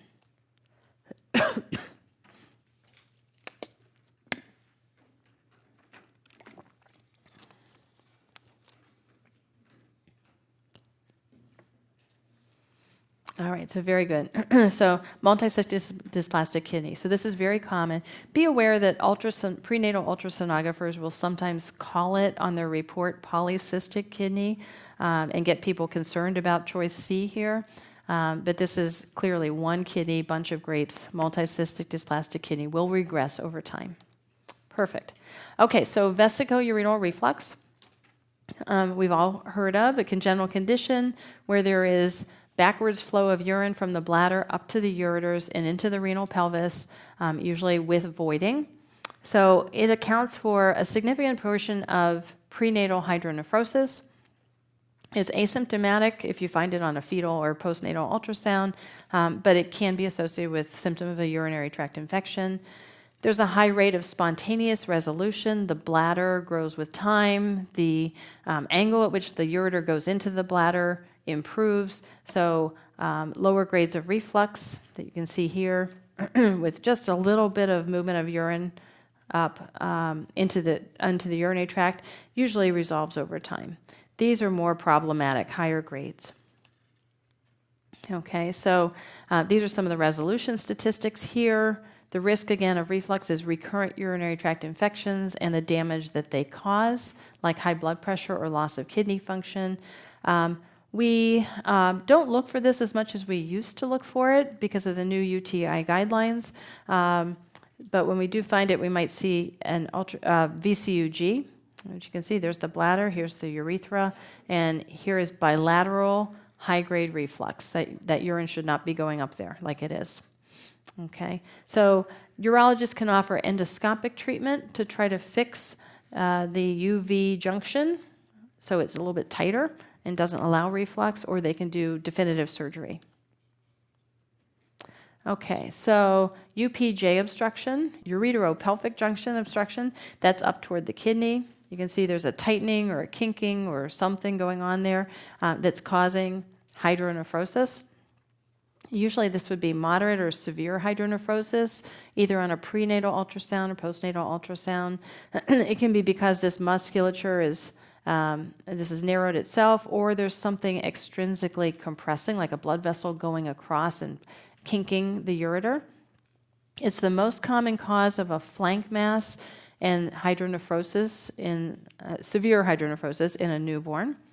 You can diagnose it by kidney ultrasound and then one of those nuclear renal scans to see if this is truly obstructed or just looks like a big dilated area. Okay, so those nuclear scans assess movement of urine out of the kidney. So treatment is observation over time. Usually this is under the guidance of a urologist. And if it looks like the kidney function's being damaged over time, they do a surgery called a pyeloplasty to take care of this narrowing. They may actually just cut that out and reconnect it to allow better drainage so the kidney's not harmed. Okay, what's a duplex ureter? Duplicated ureter. Sometimes people will say, I have 3 kidneys. This is the situation. So you can have a complete or a partial duplication of the ureter. All right. A lot of times it doesn't cause trouble if it's partial.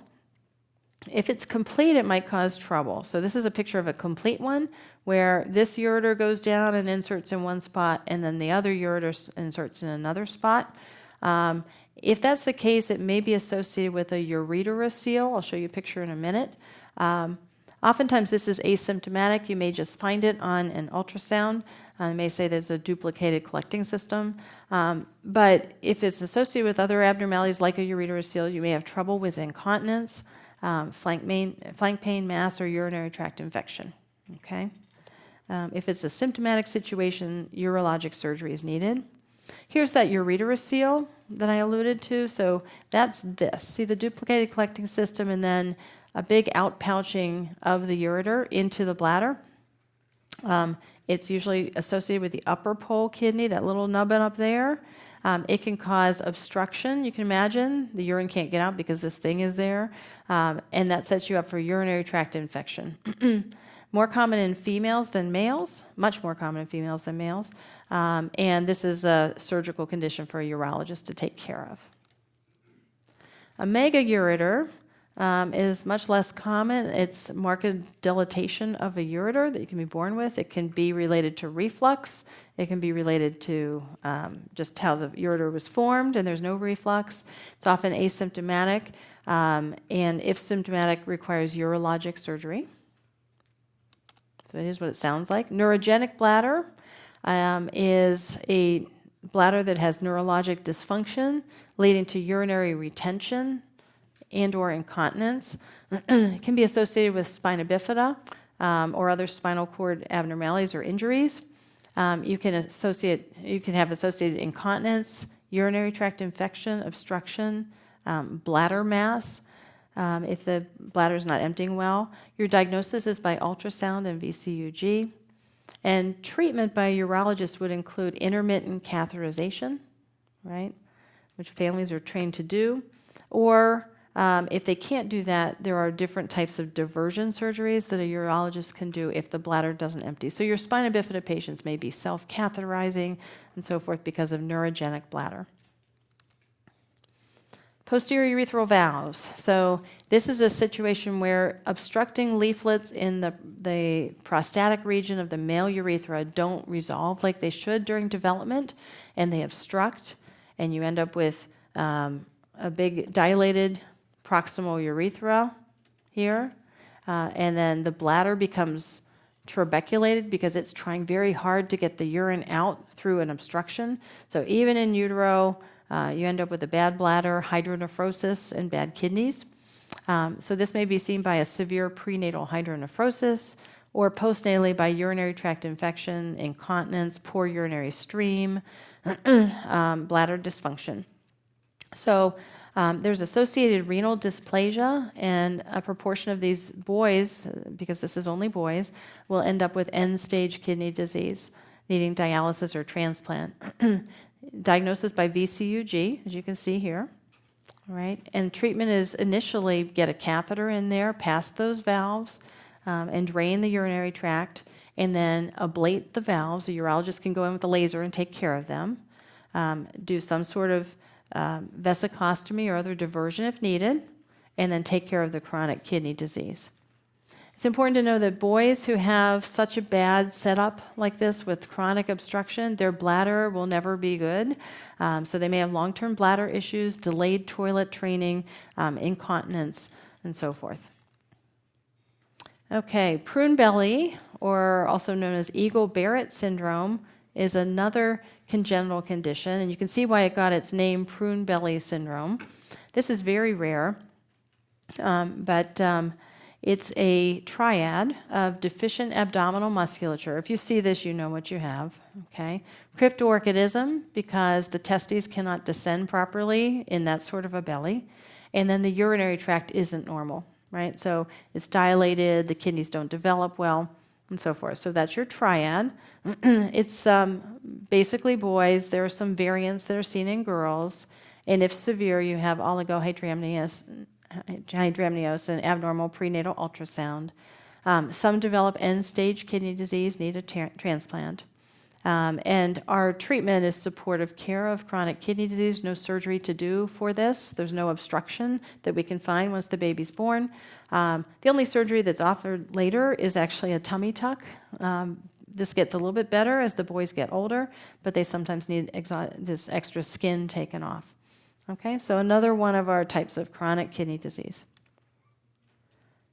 Okay, so question after all that. Following her second febrile urinary tract infection, a 2-year-old girl undergoes a VCUG that documents bilateral grade 3 vesicoureteral reflux. Remember, your first febrile UTI, you do an ultrasound.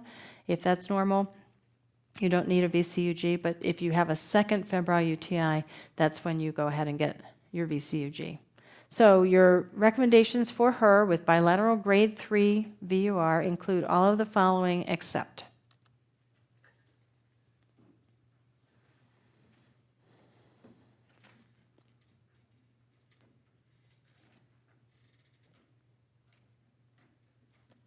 All right, very good. Most people got the correct answer. You might use preventative antibiotics for some period of time, but again, this is a situation where she may outgrow the reflux 15% per year outgrow this condition. Or she may have a surgical intervention by a urologist. So we wouldn't commit her to antibiotics for the rest of childhood. A lot of parents are having trouble with accepting even any preventative antibiotics these days. It's important to consider referring this patient to urology to see what they might want to do. If there's kidney scarring, they might want to fix this quickly. Healthy voiding habits and treatment of constipation are great for anybody with urinary tract infections, and education of the family as well. Okay, good. A 5-week-old boy presents to you with fussiness and occasional vomiting. You palpate a very big mass in his right flank. The remainder of his exam is normal. The most common cause of a unilateral flank mass in an infant is...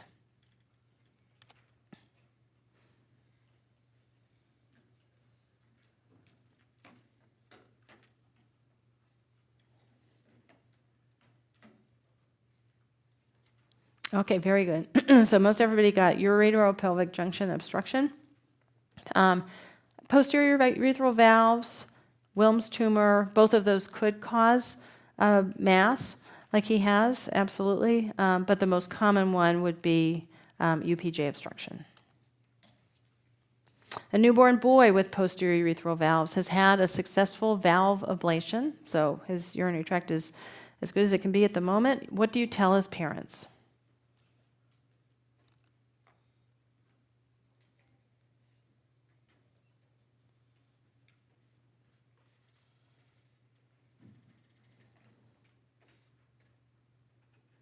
Okay, very good. So he may still have voiding problems into childhood. His risk for end-stage disease, you got these correct, remember is 20 or 30%. He'll need to be followed by a urologist over time, and he will need imaging for sure. We'll look at his kidney function with a creatinine, right? That's our best way with those estimating formulas, and he definitely has increased risk of UTIs, like more than others. Next, we'll talk about hypertension, which is an increasingly common problem in children, mostly related to the obesity epidemic. Blood pressure measurement is recommended for children 3 years of age or older at well child care visits. These are there are new guidelines that just came out about a year ago that changed the previous guidelines where we were supposed to measure blood pressures every time possible. So at well child care visits, and then children listed below, all of these special situations, you can imagine why, they should have their blood pressure checked anytime they hit the healthcare system. The definition of hypertension is the average systolic blood pressure and or diastolic blood pressure is greater than the 95th percentile for gender, age, and height on at least 3 occasions.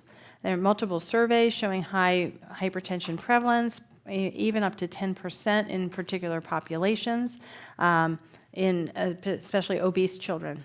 In normal children, it's probably 2 or 3%.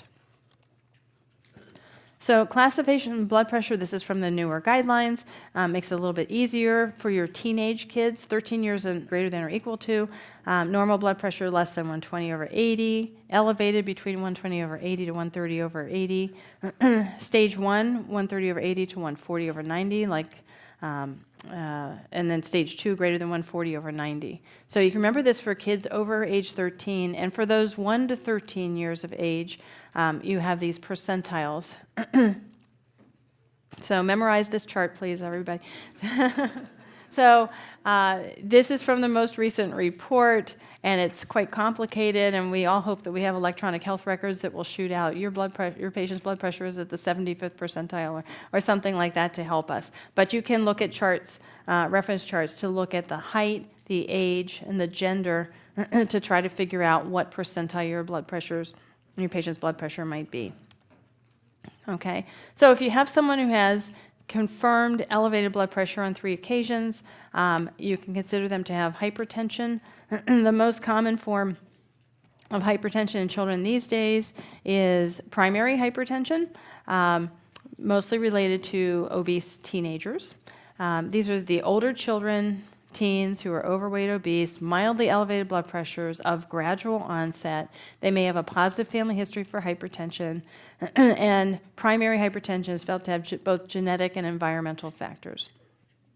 Secondary hypertension are all the interesting things where children may be younger, thinner, have higher blood pressures, of more sudden onset.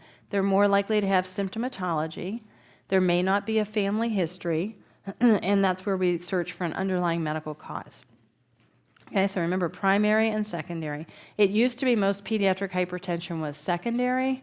Now, if you take all comers, including those obese hypertensives, most common is primary. So the secondary causes are many. You can think of them in different categories. There are renal causes. We talked about glomerulonephritis, post-infectious glomerulonephritis, lupus nephritis, all of those, IgA, all of them in their severe forms can cause hypertension, right? Renal scarring from having had UTIs can cause hypertension, chronic kidney disease as well. So all those renal causes, endocrine causes like hyperthyroidism or Cushing syndrome are rare but possible. Coarctation of the aorta, various tumors can release renin and cause hypertension. Patients with CNS issues like Guillain-Barré syndrome or autonomic dysfunction may have hypertension. Renovascular disease like fibromuscular dysplasia or renal artery stenosis can have very severe hypertension. A lot of medications will raise blood pressure. Stimulants, not a little bit, a couple of points. But if you are overusing stimulants, that can cause hypertension. Oral contraceptive agents, intense use of beta blockers or steroids. Neonatal hypertension is fairly common and related to umbilical artery catheter complications or bronchopulmonary dysplasia. And then there are miscellaneous causes like obstructive sleep apnea that can cause hypertension. So all these secondary causes. So what do you do with the hypertensive patient? All patients deserve a urinalysis, a chemistry panel, a lipid profile, and a renal ultrasound if they're young, or you find an abnormal UA or chemistry panel. So it's a very simple evaluation for your ordinary hypertensive patient. Obese hypertensive patients get a little more in the way of workup for concurrent conditions. If you have a high suspicion of secondary hypertension, you are going to probably refer to nephrology, and all these tests may be on the game plan: renin, aldosterone level, thyroid tests. You can see all of these. This is all looking for those secondary causes of hypertension. Pediatric hypertension is treated like adult hypertension with a low salt DASH, dietary approaches to stop hypertension, diet, regular exercise, particularly aerobic, stress reduction, improve sleep pattern, treat sleep apnea if it's present, weight loss if indicated. We add antihypertensive medication if lifestyle modification fails. We usually give a few months of treatment, of trial. If hypertension is severe, symptomatic, secondary. And the types of drug, we don't have one particular drug that we use. It's not fair on a board question to say what is the best drug for pediatric hypertension. We don't even know. But many nephrologists will use ACE inhibitors like lisinopril or calcium channel blockers like amlodipine as their first-line agents.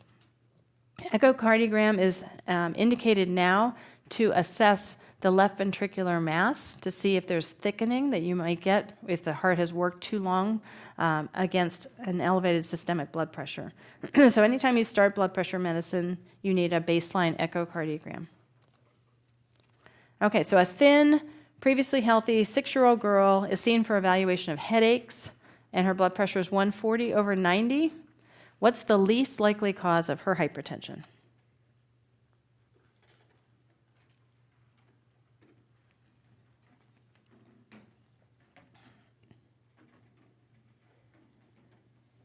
Super. Okay. So essential hypertension or primary hypertension would be unlikely, right? She's young, she's thin, her blood pressure is very elevated, and she has symptoms. These headaches may be as a symptom of hypertension. So all these others are causes of secondary hypertension that have to be on the table, and you'd have to evaluate for them. Good. Okay, next part, acute kidney injury, chronic kidney disease, and transplant. That's 3 different 1-hour talks that I give all together. So acute kidney injury, a common clinical problem seen in hospitalized children, particularly in the ICU setting. It's defined as a sudden decrease in GFR, kidney function, leading to accumulation of nitrogenous waste, which basically means your BUN and creatinine are elevated suddenly. You see on your laboratory work elevated creatinine, hyperkalemia, hyponatremia, as well as other laboratory abnormalities. And a lot of people like to think about 3 different basic categories for acute kidney injury: pre-renal, renal, and post-renal.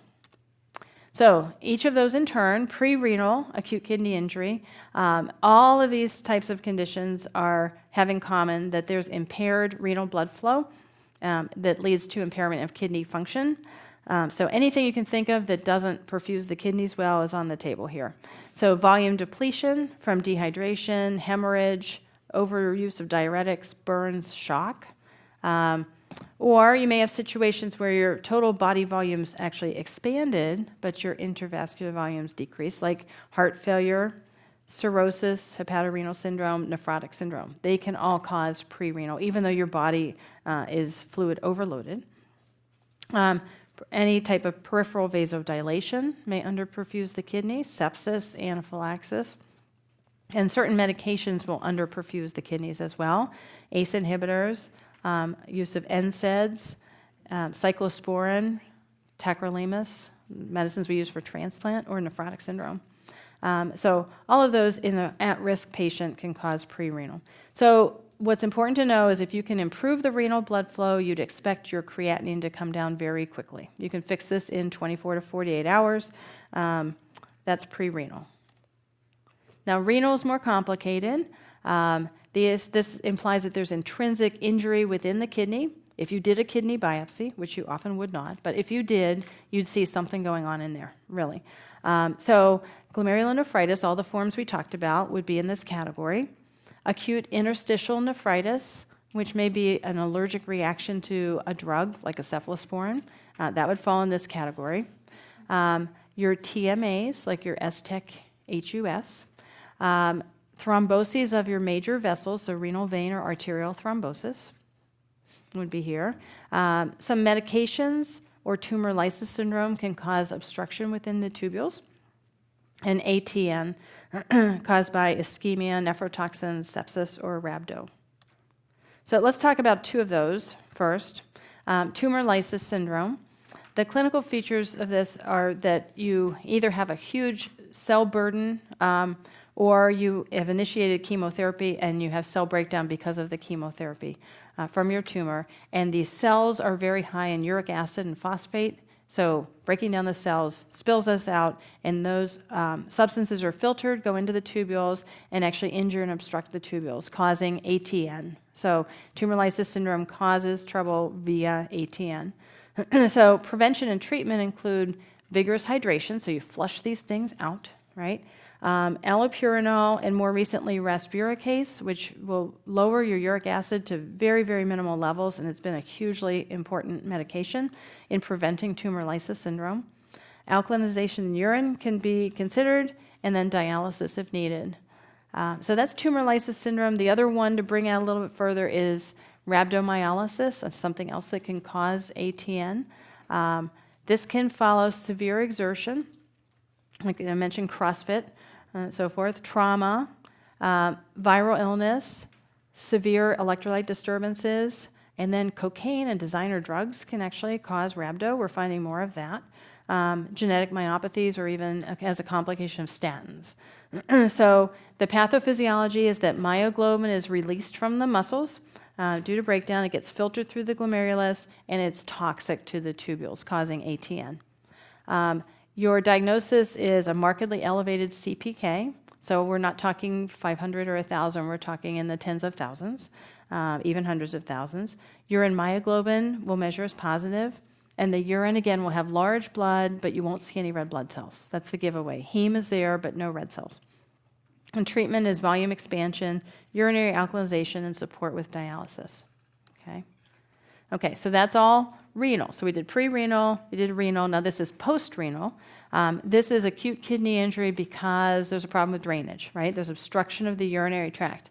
So this can be congenital, like the posterior urethral valves I showed you, or bladder problems, or urinary retention, UPJ or UVJ obstruction, or it can be acquired, meaning you've got a stone that's blocking the whole urinary tract, or you have one kidney and there's a stone there and can't get out, or a neurogenic bladder, certain drugs that cause retention.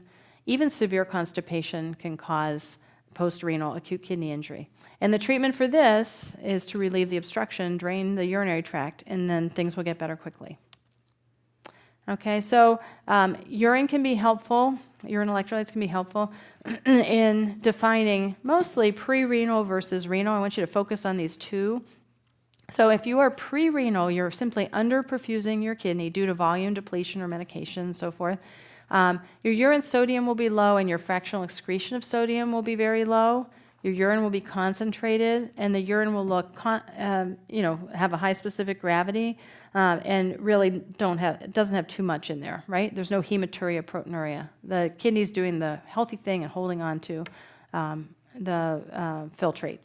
In the renal situation, like ATN or rhabdo, any of these, your urine sodium will be higher, your fractional excretion of sodium will be higher, your urine will not be super concentrated, and that's where you're going to see some stuff in the urine, right? So that's how you tell pre-renal versus renal. I think post-renal is best told by an ultrasound, right? That just taking a look and seeing hydronephrosis or in a large bladder is going to tell you post-renal. So management of acute kidney injury, make sure your patient's well hydrated. Certainly if they're pre-renal, that will fix the problem for you. Diuretics can be offered, but they really don't help anything. They help manage symptoms. You try to avoid hyperkalemia. Anyone with acute kidney injury is at risk of rising potassium, so don't give potassium. You may be able to use some binders and so forth. And then dialysis is your last option if medical management doesn't work. Okay, so a 17-year-old boy presents with muscle pain and weakness, brown urine, following initiation of 2-a-day football practice. This is a right month to be talking about this. CPK is 48,000, creatinine is 3.2. Urinalysis shows large blood and 2 red cells. What's the most likely cause of his acute kidney injury?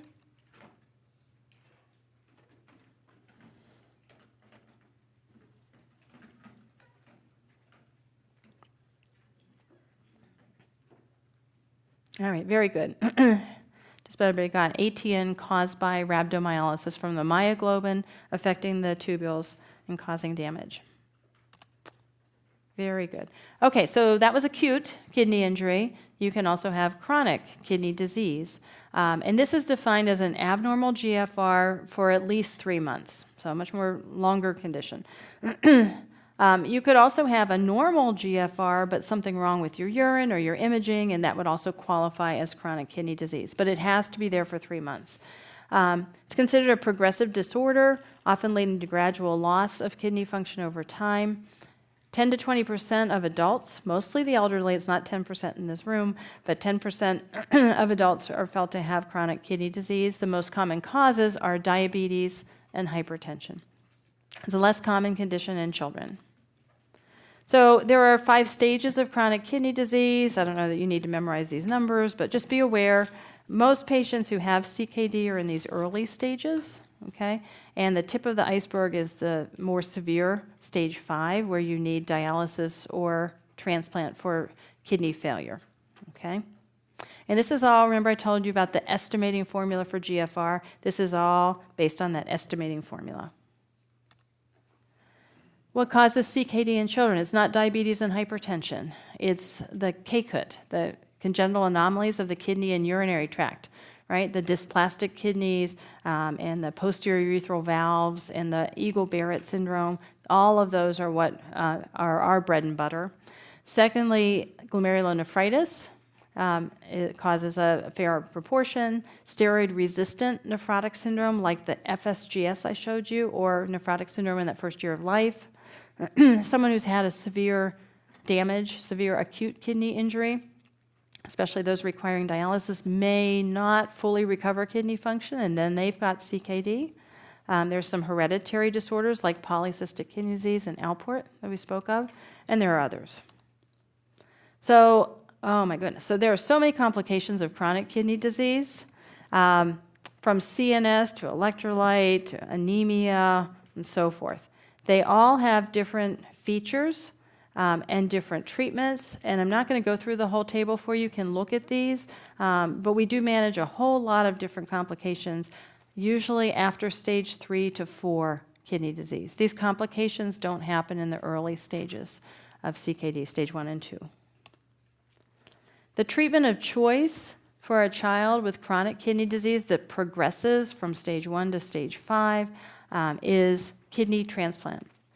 So we don't do this until someone is in stage 5 chronic kidney disease. It offers better survival and quality of life.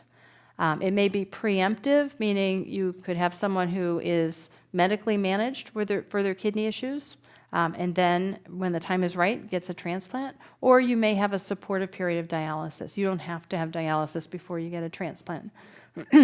Transplant involves lifelong immunosuppression. Maybe one day it won't, but right now it does. And there are complications, infections, rejection of the kidney that's usually treatable, diabetes, lymphoma from the immunosuppression. So we do consider this a treatment, not a cure.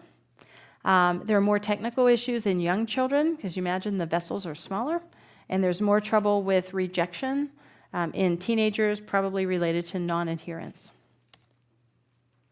So the most common cause of childhood chronic kidney disease is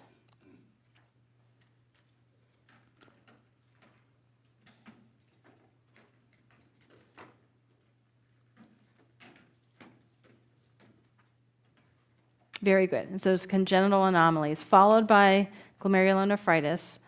There may be Alport syndrome in there, but we definitely do not. You just need so many years to get diabetic nephropathy or trouble in your kidneys from hypertension that we just don't see that until adults. Good. A little bit on pregnancy and kidney disease. Hope not to see this in pediatrics, but we'll bring it up. So preeclampsia is the most common glomerular complication of pregnancy. It occurs in 5% of pregnancies. The clinical features are new onset hypertension, proteinuria, and edema in the 3rd trimester, may be associated with DIC and thrombocytopenia, and severe cases HELP syndrome. Management for preeclampsia is delivery. A little bit on lupus nephritis in pregnancy. If lupus nephritis is in remission, pregnancy can be successful. But if lupus is not in remission, or if it flares during pregnancy, and there's a good chance of that happening, there's a high chance of fetal demise. So these are your very high-risk patients.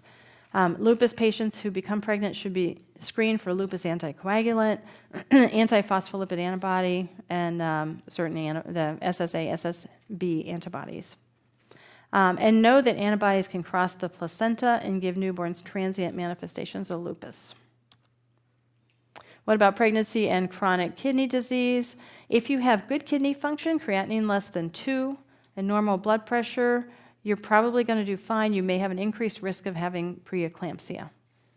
But if you have advanced chronic kidney disease, and certainly if you're a dialysis patient, conception is rare, although can happen.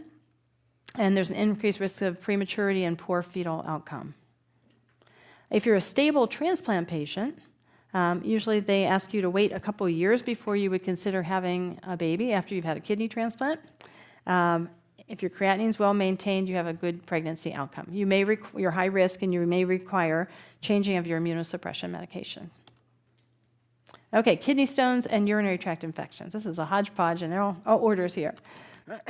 So kidney stones, an increasingly common condition in children and adolescents. You can see a couple nice, really big-sized stones, and that's an obstructing UPJ stone, by the way, right there.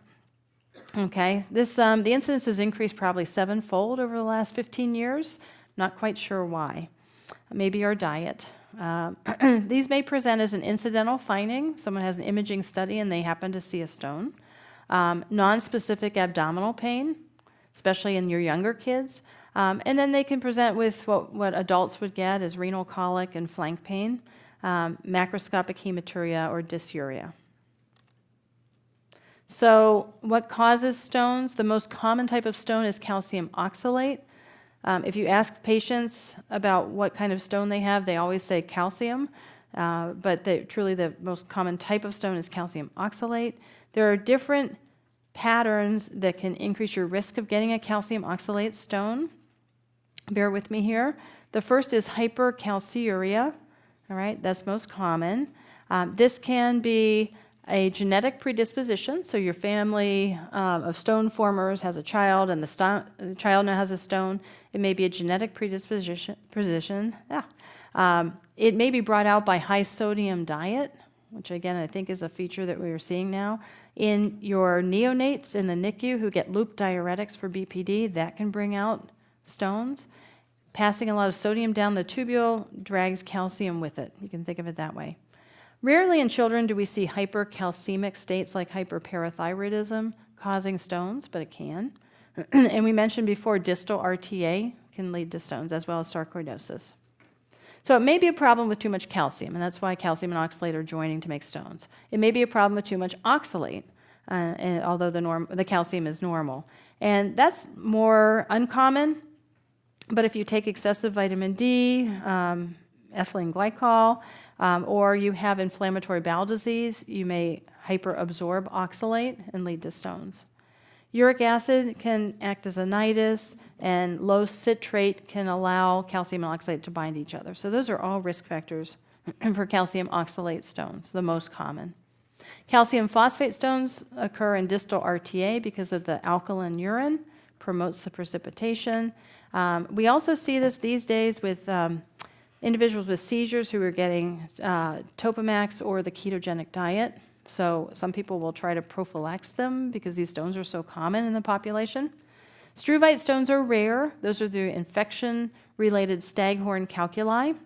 Cystine stones are even rarer. That's a rare autosomal recessive disorder.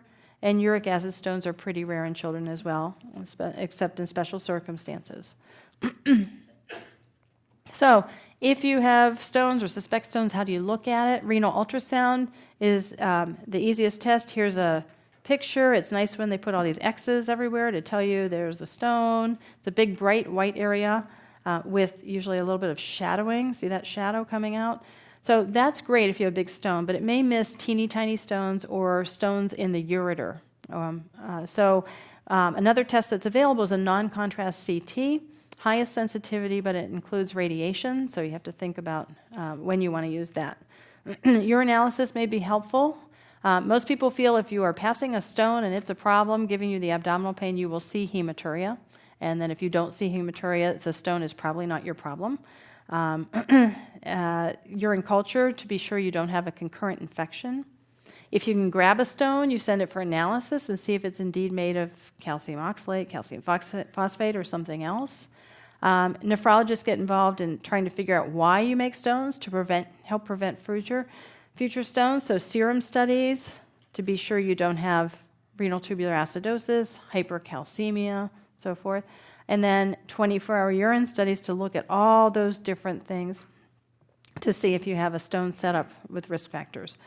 Regardless, if you have an acute kidney stone passage, you need hydration either orally or IV if needed. Pain control either orally or IV. And some will use tamsulosin or Flomax to try to ease the transition of the stone out. It just dilates the urinary tract slightly. Most stones will pass spontaneously if they're under 5 millimeters in size. If there's a stone that's stuck, obstructing, infected, or the pain's intractable, then urology can get involved to help you get it out of there.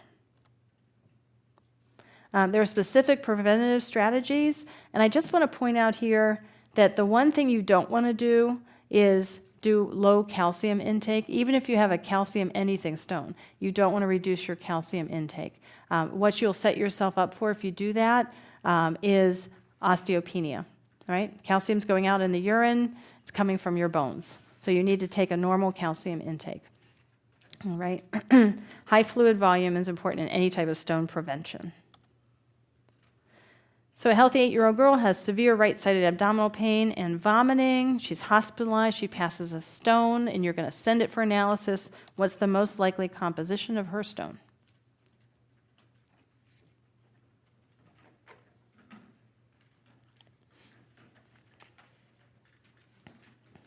Very good. Calcium oxalate, the most common stone.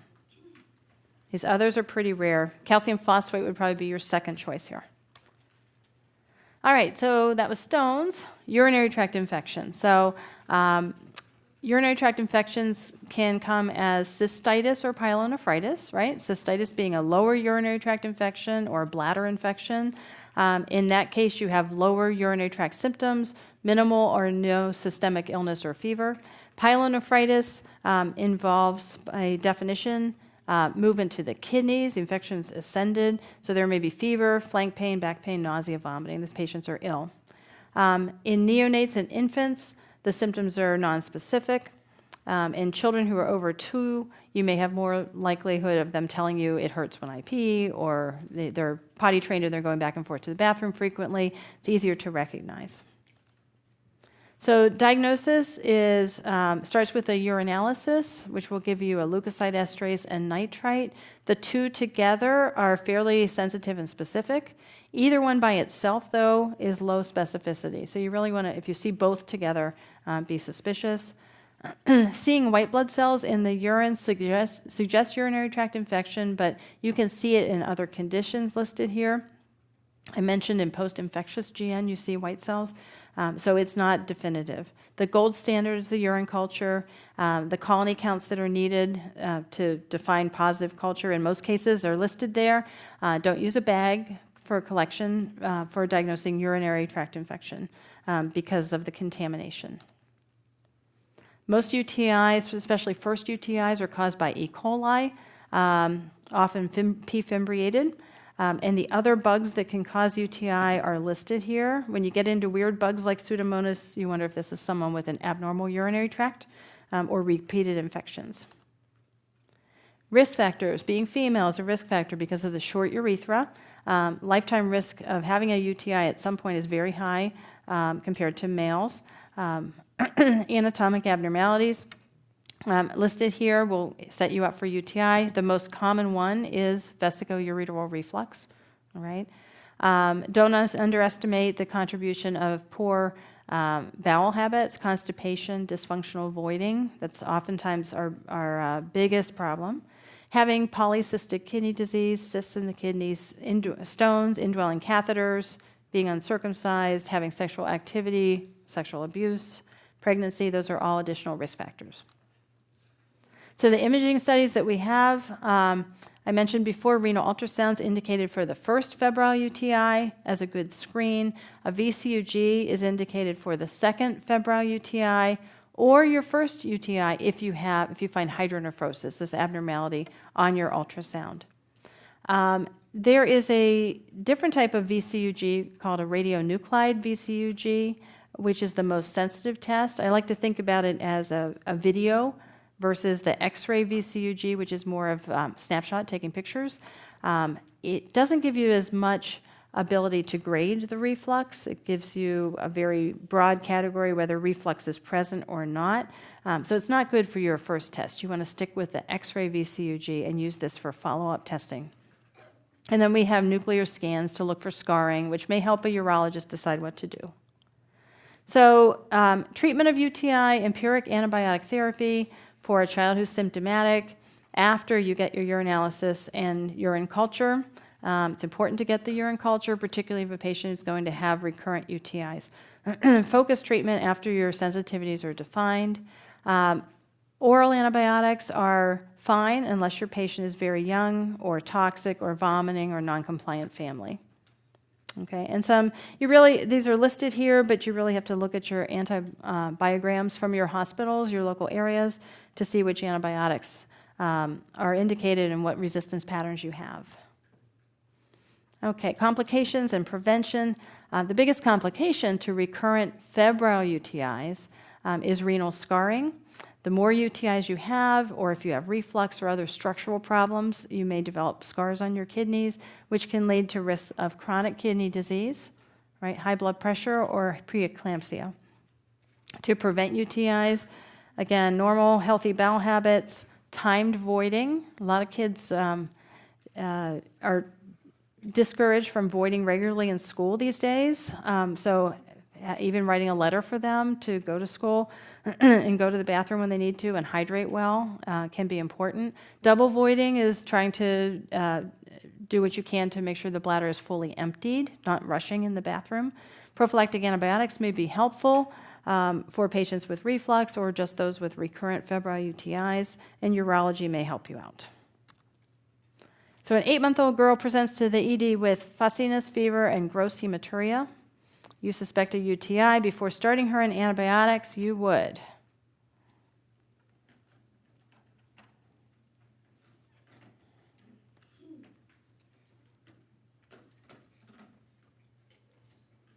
Okay, very good. So obtain that cath, UA, and culture. I'm glad nobody answered A, would have been angry. An ultrasound is a good idea, but afterward, okay, after you get started with treatment. Urologic condition. So bladder function. So bladder capacity and emptying rely on an intact nervous system and coordination between the somatic and autonomic nervous system. We all know daytime dryness usually precedes nighttime dryness, and most kids exhibit control of voiding by 4 or 5 years of age. Bladder dysfunction can involve abnormalities in the storage capacity, the emptying properties, or both. So dysfunctional voiding, I think we see a lot of it, incomplete relaxation or overactivity of the pelvic floor muscles while the patient's voiding. It's often associated, again, I can't drive this home enough, with abnormal bowel function, constipation. Clinical symptoms of the dysfunctional voider would be recurrent urinary tract infections and voiding symptoms and incontinence. It may actually lead to trouble if you don't treat it. Daytime incontinence is involuntary loss of urine while you're awake. There's a differential, some more concerning than others. If you void and you're not aware of it, there may be a sensory problem, which could be quite concerning, or overflow incontinence, the patient's just waiting too long and then sort of dribbles. If there's a curtsy sign, or shaking or doing the potty dance, people will say, that's could be a sign of detrusor instability, the bladder being sort of quivery and leading to incontinence. If there's constant leakage, your ureter might be hooked up beneath, after potty training, ureter is beneath the sphincter, so there's always a little bit of leakage coming out. So the broad differential for daytime incontinence. So you want to take a good history, assess for neurologic issues, assess bowel habits, do some imaging, and so forth. And urology can help with testing called urodynamics, which may be helpful. And our treatment, again, timed and double voiding. For this detrusor instability, if your bladder is very quivery, you might use something along the lines of oxybutynin or an anticholinergic agent, and treating constipation. That may cure that condition. There's bladder capacity exercises, biofeedback, and in the worst case situation, you may do intermittent catheterization. So most of the time, I bet with all of these things here, it's probably detrusor instability causing daytime incontinence. Now, nighttime incontinence, or enuresis, is involuntary loss of urine during sleep. It can be primary or secondary.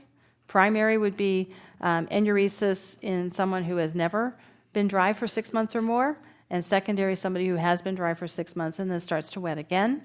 It's commonly familial. We don't know the gene, but it definitely runs in families and it's more common in males. And I didn't put on the slide, but children with ADHD and other disorders have an increased risk of having nocturnal enuresis. So why do kids wet the bed? So the theories are their bladder may just be sort of small or have a small capacity, hasn't fully developed yet. They may tend to inappropriately make a lot of urine during sleep versus during the day. They may just not wake up well from sleep, or they may have uninhibited contractions of the bladder during sleep. So the treatment for primary enuresis can be time. Just give it some time, it's going to get better, 15% per year. 15% of 5-year-olds will wet the bed by the time you're an adult. It's gone, so you can just wait and see. The most effective treatment, though, that we have is a bedwetting alarm system, which takes some commitment and time, 4 to 6 weeks to work. You can do bladder capacity exercises, imipramine. You can use desmopressin to suppress, it's a synthetic ADH, so you suppress urine production during the hours of sleep. That's more of a Band-Aid. Really, the best treatment, 70% successful, is a bedwetting alarm. So if you have secondary enuresis, someone who's been dry and then starts to wet again, that raises a little more concern. It could be simply that they've got a urinary tract infection, or they've become very constipated, they're stressed, there's sexual abuse, or could even be a tethered cord or a mass in the spinal cord. So that's across the board too. Okay, so an 8-year-old girl with persistent primary nocturnal enuresis has no history of UTI or daytime symptoms. The factors that may account for her persistent nocturnal enuresis should include all except.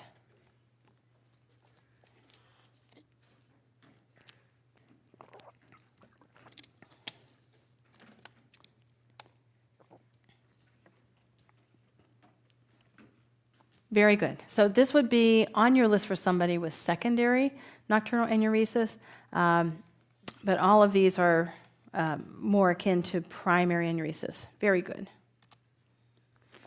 Okay, and then finishing up then with other urologic conditions. I have to say I'm not a urologist, but I was asked to cover this, so I'll do my best. In the same area, right? So penile abnormalities, we'll start with hypospadias. This is the most common penile abnormality found in 1 in 300 males. There's an abnormal position of the urethral meatus anywhere along the bottom, the ventral shaft of the penis. It's most commonly an isolated finding, and no extensive workup is needed. If it's associated with other GU anomalies, though, you may consider doing a renal ultrasound to assess the kidneys and maybe a VCUG to rule out reflux. Circumcision should not be performed. It should be delayed. Patients should be referred to urology for surgical repair in the first couple years of life. Okay, so phimosis and paraphimosis. Phimosis seen here is the inability of to retract the foreskin. Most commonly occurs following forceful foreskin retraction and injury or irritation leading to scarring. Paraphimosis is more serious entrapment of phimotic prepuce proximal to the coronal margin. There's edema and swelling of the glands and foreskin that you can see here, and emergent surgical or emergent reduction is required. You can have a micropenis, a very, very small penis with a stretch length less than 2.5 centimeters. This can be related to decreased gonadotropin secretion in the last 2 trimesters of pregnancy, or it can be related to testosterone resistance. It can be seen in Prader-Willi syndrome, the hypogonadism with Prader-Willi, Kalman or panhypopituitarism, panhypopit. Endocrinology would probably be the folks that would help out with this evaluation for microphallus. Priapism is a painful, unremitting erection with rigid corpora cavernosa and flaccid glands and corpus spongiosum. I always think of sickle cell disease as one of the conditions that we see in pediatrics that could lead to this. If it's prolonged, it can lead to impotence. Treatment is hydration, pain control, and call your urologist. So acute scrotal swelling. There's a large differential diagnosis. Some of these are critical to identify quickly. This includes testicular torsion, torsion of the appendix testis, epididymoorchitis, hernia hydrocele, HSP, trauma, and testicular tumor. Okay, you can see an acute scrotum here. So how do you tell these apart? So testicular torsion is seen over here, so it's twisting the testicle, seen in adolescent boys, although occasionally can be seen in neonates, but you can, if you want to remember adolescent boys with acute onset of pain, usually within a day or two, associated with nausea and vomiting. Scrotal swelling occurs with exquisite tenderness to palpation, and there's loss of the cremasteric reflex. So diagnosis is a high-resolution ultrasound with Doppler looking at blood flow, okay, which may be reduced, and manual detorsion can be done. 1/3 will have residual torsion, though. So surgical detortion can be needed. 80 to 100% of testes are salvageable if you get to them within 6 hours. But if you wait, so your families that wait to come in or you elect to watch, salvage is rare beyond 24 hours because of loss of blood flow. So this is an emergent condition. And treatment is hopefully orchidopexy, which urologists tell me they do both sides just to prevent it from happening on the other side. Or if you can't salvage the testis, orchiectomy. So this is to be contrasted against testicular appendage torsion, which occurs in prepubertal boys rather than adolescent boys. The pain tends to be less acute and not as severe. It's usually not a patient who's very sick with nausea and vomiting. The exam may localize the point of tenderness to the upper pole of the testis, and you can see a blue dot sign. Here's the appendix. Here's an old picture, but the appendix test is right there. The treatment is that it's a self-limited process that you reassure, use some analgesics and rest, and within 3 to 5 days, things will get better. Okay, cryptorchidism or undescended testes, failure of the testes to descend into the scrotum. They may be stuck in the inguinal location, or they could be up into the abdomen. 20 to 30% are bilateral. It's very common in preterm babies, as you know. 3% of term babies will have this, and by 1 year of age, it's very uncommon. So the urologists need to distinguish this from a retractile testis, or one that just goes up into the canal by an active cremasteric reflex, but can be manually replaced versus the real thing. You also have to worry that maybe that testis is simply absent. It's not undescended, it's just not even there. So if that's the case, you consider a disorder of sexual development. So the testes descend in 40 to 75% of newborns if you give time up to 3 months of age. If they haven't come down by 6 months of age, they're unlikely to do so. They can come down and go back up in about 1/5 of patients. If they, if the urologist sees that they have not come down by 6 months, sometime in that next 6 months of life, they'll consider doing a repair with orchidopexy. If the testis is in the inguinal canal, the success rate is very good, 90%. If it's up higher, up in the abdomen, the success rate is a little bit less good at 75%. And the rationale for bringing the testis down again is to improve fertility, reduce the risk of cancer formation, and reduce the risk of testicular torsion. Okay, epididymoorchitis is an inflammation of the epididymis and or testicle by a bacterial infection caused by enteric flora like E. coli, or related to sexually transmitted organisms like chlamydia or gonococcus, or it can be related to mumps, if you think back to mumps. It can be associated with voiding symptoms and pyuria, and a Doppler ultrasound can be helpful. It helps to rule out torsion primarily because it establishes that there is blood flow to the testis that is not compromised. So treatment is antibiotics, elevation, and cooling and time. A hydrocele is a collection of fluid in the scrotum. It's usually painless. On examination, you can feel a balloon of fluid in the front of the testis. In infants, it may be associated with the patent processus vaginalis. And in older boys, it may be something seen with orchitis, like we just talked about from the inflammation, tumor, trauma, or hernia. And here's a picture of a hydrocele here, that fluid collection in front of the testis. And here's normal. It transilluminates with a flashlight because just a fluid water collection. Most infant hydroceles will resolve on their own. If a hydrocele is persistent, then urology can do a surgical repair. All right, inguinal hernia is shown here on the right. These occur if the processus vaginalis does not obliterate and allows an open passage that allow intestines or fluid to pass down into the scrotum. The diagnosis is when you see an inguinal or inguinal-scrotal swelling, and you're able to do a manual reduction. We all worry about inguinal hernias incarcerating. That risk is highest in infancy, particularly in former preemies, and the treatment is inguinal hernia repair.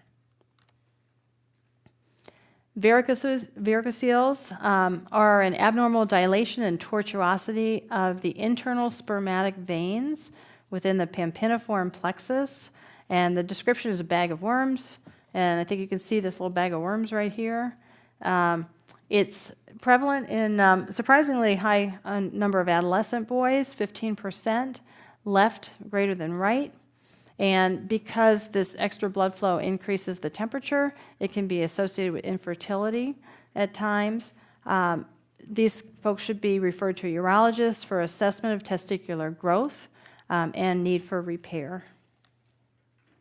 Urethral prolapse is the urethral mucosa extending through the external meatus, which you can see here. It's most common in girls, 4 to 7 years of age, almost always African American, and induced by coughing, bad constipation, trauma, urinary tract or vaginal infections, and spotting.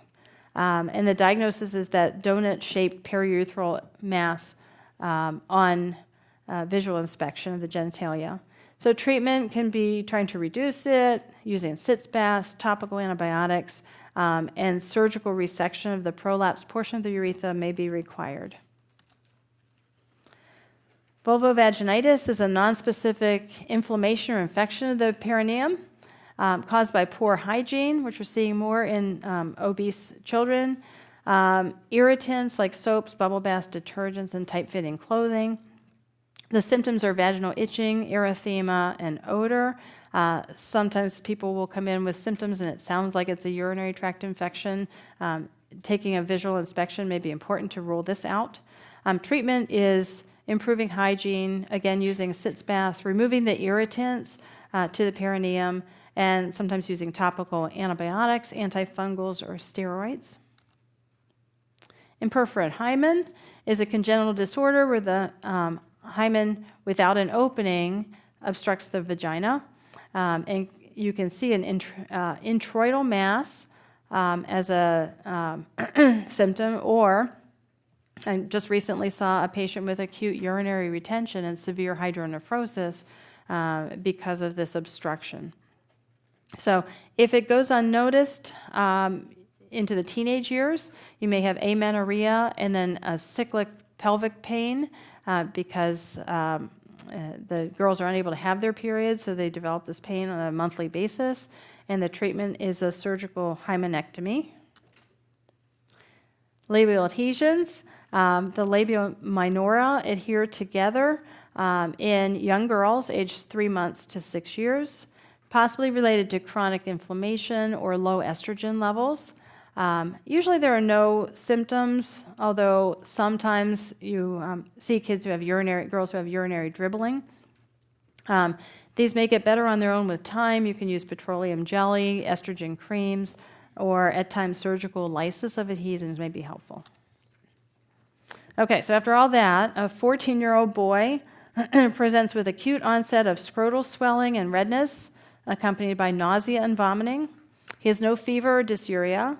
He has exquisite tenderness to palpation and an absent cremasteric reflux.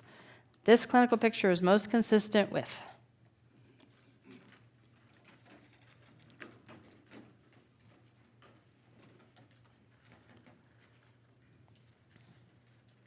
very good. So testicular torsion. So I gave you the right age, right? He's 14, he's adolescent age. It's acute onset, not a chronic situation. Exquisite tenderness to palpation, and that absent cremasteric reflux. So very good. All of those are reasons for an acute scrotum, but that's what we're looking for. Okay, so this is my last slide. You're going to have a little bit of a break, I think, before your next speaker, and I'll stay around for some questions. But the high-yield pearls, just to tie all of that together, because I know it was an awful lot. The causes of glomerulonephritis with a low complement level are PMS, right? Post-infectious glomerulonephritis, also known as post-strep, membranoproliferative glomerulonephritis, and lupus nephritis. Okay? Nephrotic syndrome has 4 cardinal features: heavy proteinuria, edema, hypoalbuminemia, and hyperlipidemia, right? Our most common cause of nephrotic syndrome in a child is minimal change disease. HUS is a type of TMA induced by toxins, usually the E. coli 0157H7, and you have a triad of features: acute kidney injury, low platelets, and hemolytic anemia. Hypertension is defined as high blood pressure more than the 95th percentile, systolic or diastolic, for 3 visits. And remember to think secondary hypertension rather than primary if the blood pressure is very high, sudden onset, young or thin child. Acute kidney injury, think of the 3 different categories, right? Pre-renal, which is a concentrated, bland urine, high BUN to creatinine ratio, right? And somebody who's underperfusing the kidneys for some reason, often dehydration. Renal is your abnormal urinalysis, right? Maybe has features of glomerulonephritis, okay? And post-renal would be someone who's obstructed, and you can define that by ultrasound. Chronic kidney disease, your most common cause is the congenital anomalies of the urinary tract, the CACUT, right? Often associated with renal dysplasia. And the most common type of kidney stone is your calcium oxalate kidney stone, all right, with lots of risk factors. And I think that is the end for everybody. Stay up here for questions if you have any. Thank you so much.